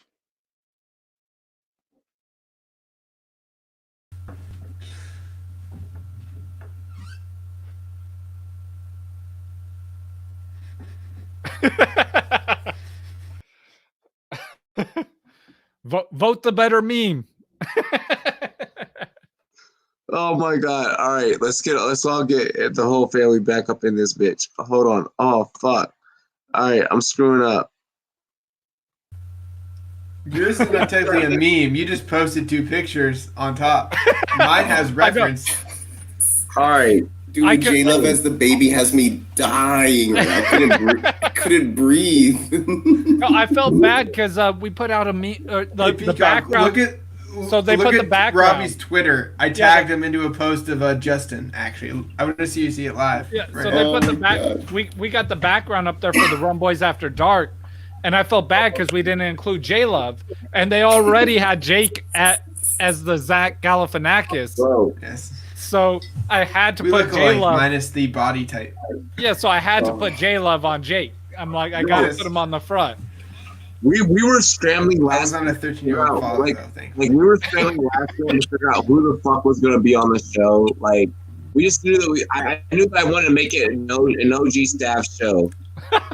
I get sad. Get- I get sad when I see Pull this. it down, pull it down, pull it down, pull it down. I get sad when I get so sad when I see that. Peacock. Oh, look at Robbie's Twitter. I tagged him in a tweet of a good meme of clock management. No, it's good. It's good. I'm not gonna lie. Let me get there. It is Mike Singletary based. And I You guys are hilarious. Hey, but anyways, hey yo, Hey, we're right. No more. huh? hold on, wait, for real. Hey guys, we've had a lot of fucking fun tonight. Like tonight's been legit. I know lots to drink. I Yeah, need another one. I know. I'm almost done with this one. we're about DJ to have Khaled? another one right now. DJ Khaled? I'm gonna have to go outside. Another one. Another one. Another one. Hey, I just want the whole office to know, like, this is how our office functions, by the way. I can't wait for behind the scenes staff meetings and to clip like the parts of staff meetings that we can clip. That's just gonna be fucking dope. Like the behind the scenes, like the vlogs of our staff meetings and shit. It's gonna be like they're gonna be more entertaining than the actual fucking videos we put up. Oh my god, I can't wait. But with that being said, I hope you all are ready to lose in the office league, right? Right, fellas? Right? Are you guys with me? I'm sorry, I was just looking at the beam. Hey, I was looking around. I had to look around see if right. everyone else was ready. I'm a Bog- part of the office. So Bogart's got to be in that league. Yeah, for sure. Oh, bro, we're all gonna be. This is gonna be a knockout, drag out league. Like I'm excited. To see how, like we're all gonna be in the office, just like the Bro. office. I'm gonna talk all the crap I can right now because I know after everything I do, you're gonna lose. You're gonna lose. I'm doing You're this gonna right. lose. I'm doing this But right then now. 'cause I'm gonna lose too, and Jake's gonna end up winning, and he's not the fantasy football guy because that's how it always works. That That's would how it happen, always too. works. So true. You know my first overall pick is Phillip Rivers right now. Oh yeah, see, and he's gonna end up winning, and I'm gonna be so upset when it happens. He's gonna I'm ball gonna be this like, year he for some should reason. not have won. Like this makes zero sense. Good thing I have him on my Hey, dynasty squad. But I'm still gonna talk shit and be arrogant the whole time. So, hey, going to hey, be, he's going to reflect dark. Watch. He will. hey, for real. Cheers to everyone in the office. Everyone, hold your glasses up. The shit talk is gonna get real. It's gonna be fun. We all know each other by now. This is an experience of the best of the best. Yeah. What? Hey, just so you all know, I love you and I hate you. Cheers to me. Cheers to you all. I love to hate you. But girls, what it do? No lie, Get it, give bro. Bogart money. All I need a is t-shirt. Honey, hey, What all he is said. fair. All is fair in love and fantasy football. Hey, and I got a beer coming out in about 3 months. Yeah, no, we I'll be shipping all of you some of it. Yeah, I want some. That's it. Go ahead and plug your next move, your sponsors, your shit. Let's talk about clock management. You go. Oh man! All right, so I got a new sponsor, Ladder. It's LeBron James' personal trainer, and LeBron James started a company. They make protein drinks and things like that. They're sending me some samples. I mean, Peacock, I got to send you some. I see you down there Yes. just getting jealous right now. Totally. Super, dude. Like, I want it. No, bro. So I'll get you some samples. That's our newest sponsor. Love them. Awesome company. Look them up. Then also we got Crossed Arrows Brewery too. They're another big sponsor of ours. That's the one I'm making my new beer with. It's going to be a clock management beer. We're still trying to figure out exactly what kind of beer it is. I'm thinking it's Seattle, so we're probably going to go with a stout. That's what I like myself too, so I'm kind of partial to that. And I'll be shipping it out to everyone on here for sure. Not J Love for obvious reasons. I was gonna say His I have mom my might call me. I have my seasons. I like stouts in the wintertime for some reason. But yeah, I think awesome. that makes sense to me, and I don't know why. Right? There's no Like, reason for it. It's beer's beer, but yeah, it just makes me warm inside. I don't know. Yeah, and then I'm like, yeah, summer I like a nice amber or something. And Yeah, I'm like, definitely. that don't make no fucking sense, but I like it. It's just the way it is. I think we're kind of like predestined to enjoy alcoholic beverages that way. Certain foods, certain seasons, certain things go with different things. Hey, clock management, Justin. Hey, brother, I'm proud of everything that you're doing. Yes, sir. We're all growing together. We're killing it. Like, anything I get, I help you guys eat off that too. So I agree. We are growing. yeah, we're all doing great things. We are killing it. We really Hey, do. Peacock, I didn't even know you were with Time Skew. I've been following them on Twitter and shit and talk like. I love that. I've been with Time Skew exactly the same time I've been with Rumboyz. Honestly, Yeah, it was like the I same didn't day. even know that. That's awesome because like I've been following them and talking to them, like or following them and messaging on Twitter, stuff like that. So Yeah, they got a big team. They're not as I think tight knit as us over here, but they have a lot of genuine good writers and good leadership. We're trying to do a cross. I want to do. hey, J Love apparently created a new account called Tyler Moss. Okay. He's mad at us now. He's over here cross arrows. J Love greater than cross arrows. Why is Peacock on? J Love isn't. J Love and Peacock could have been on, but J Love couldn't be here. No, I love J Love. He's cool. J Love made a burner account. I love J Love, but what's with all the hate? Hey, Let's get into Jake's greatest content.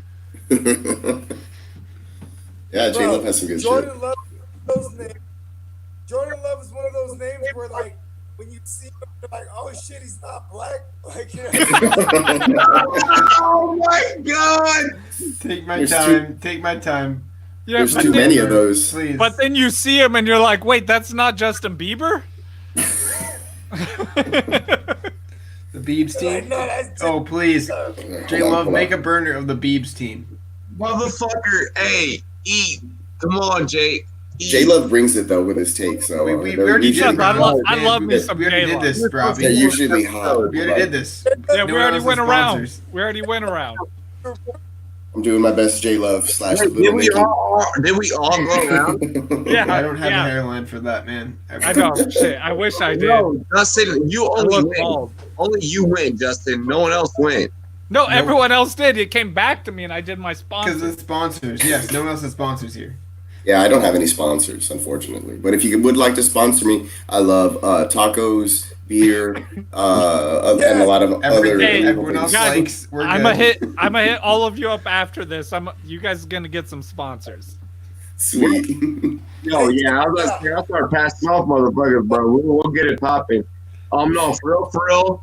I want to take my time to state that I know that there are a lot of podcasts, like a lot of shows that are dealing with like a hard time right now. But I want to shout the fact that my team, we're making sure that we're not gonna be one of those.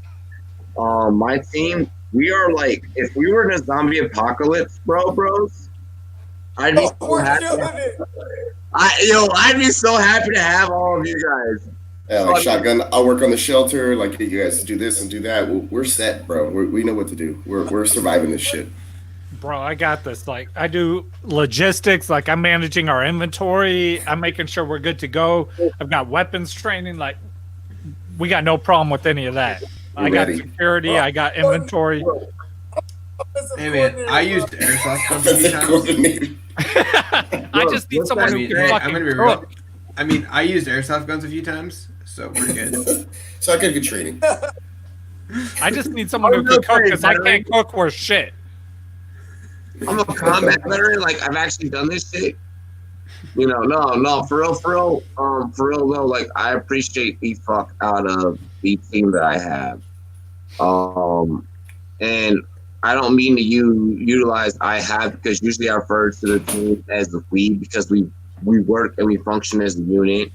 Nobody is moving, nobody is stepping. Honestly, I mean, even though we're all on different social medias and shit like that, I feel like no one is not moving or stepping without like the same beat of the drum. Um, so I'm not plugging myself right now because you can see that shit right there. Um, I do want to take the time to appreciate the gentlemen that I work with because in dealing with what they're dealing with, they're also dealing with being around their kids, being around their families and their wives 24/7, and they're sacrificing that time to come here and provide sports content. So I'm happy that I work with a damn good team, and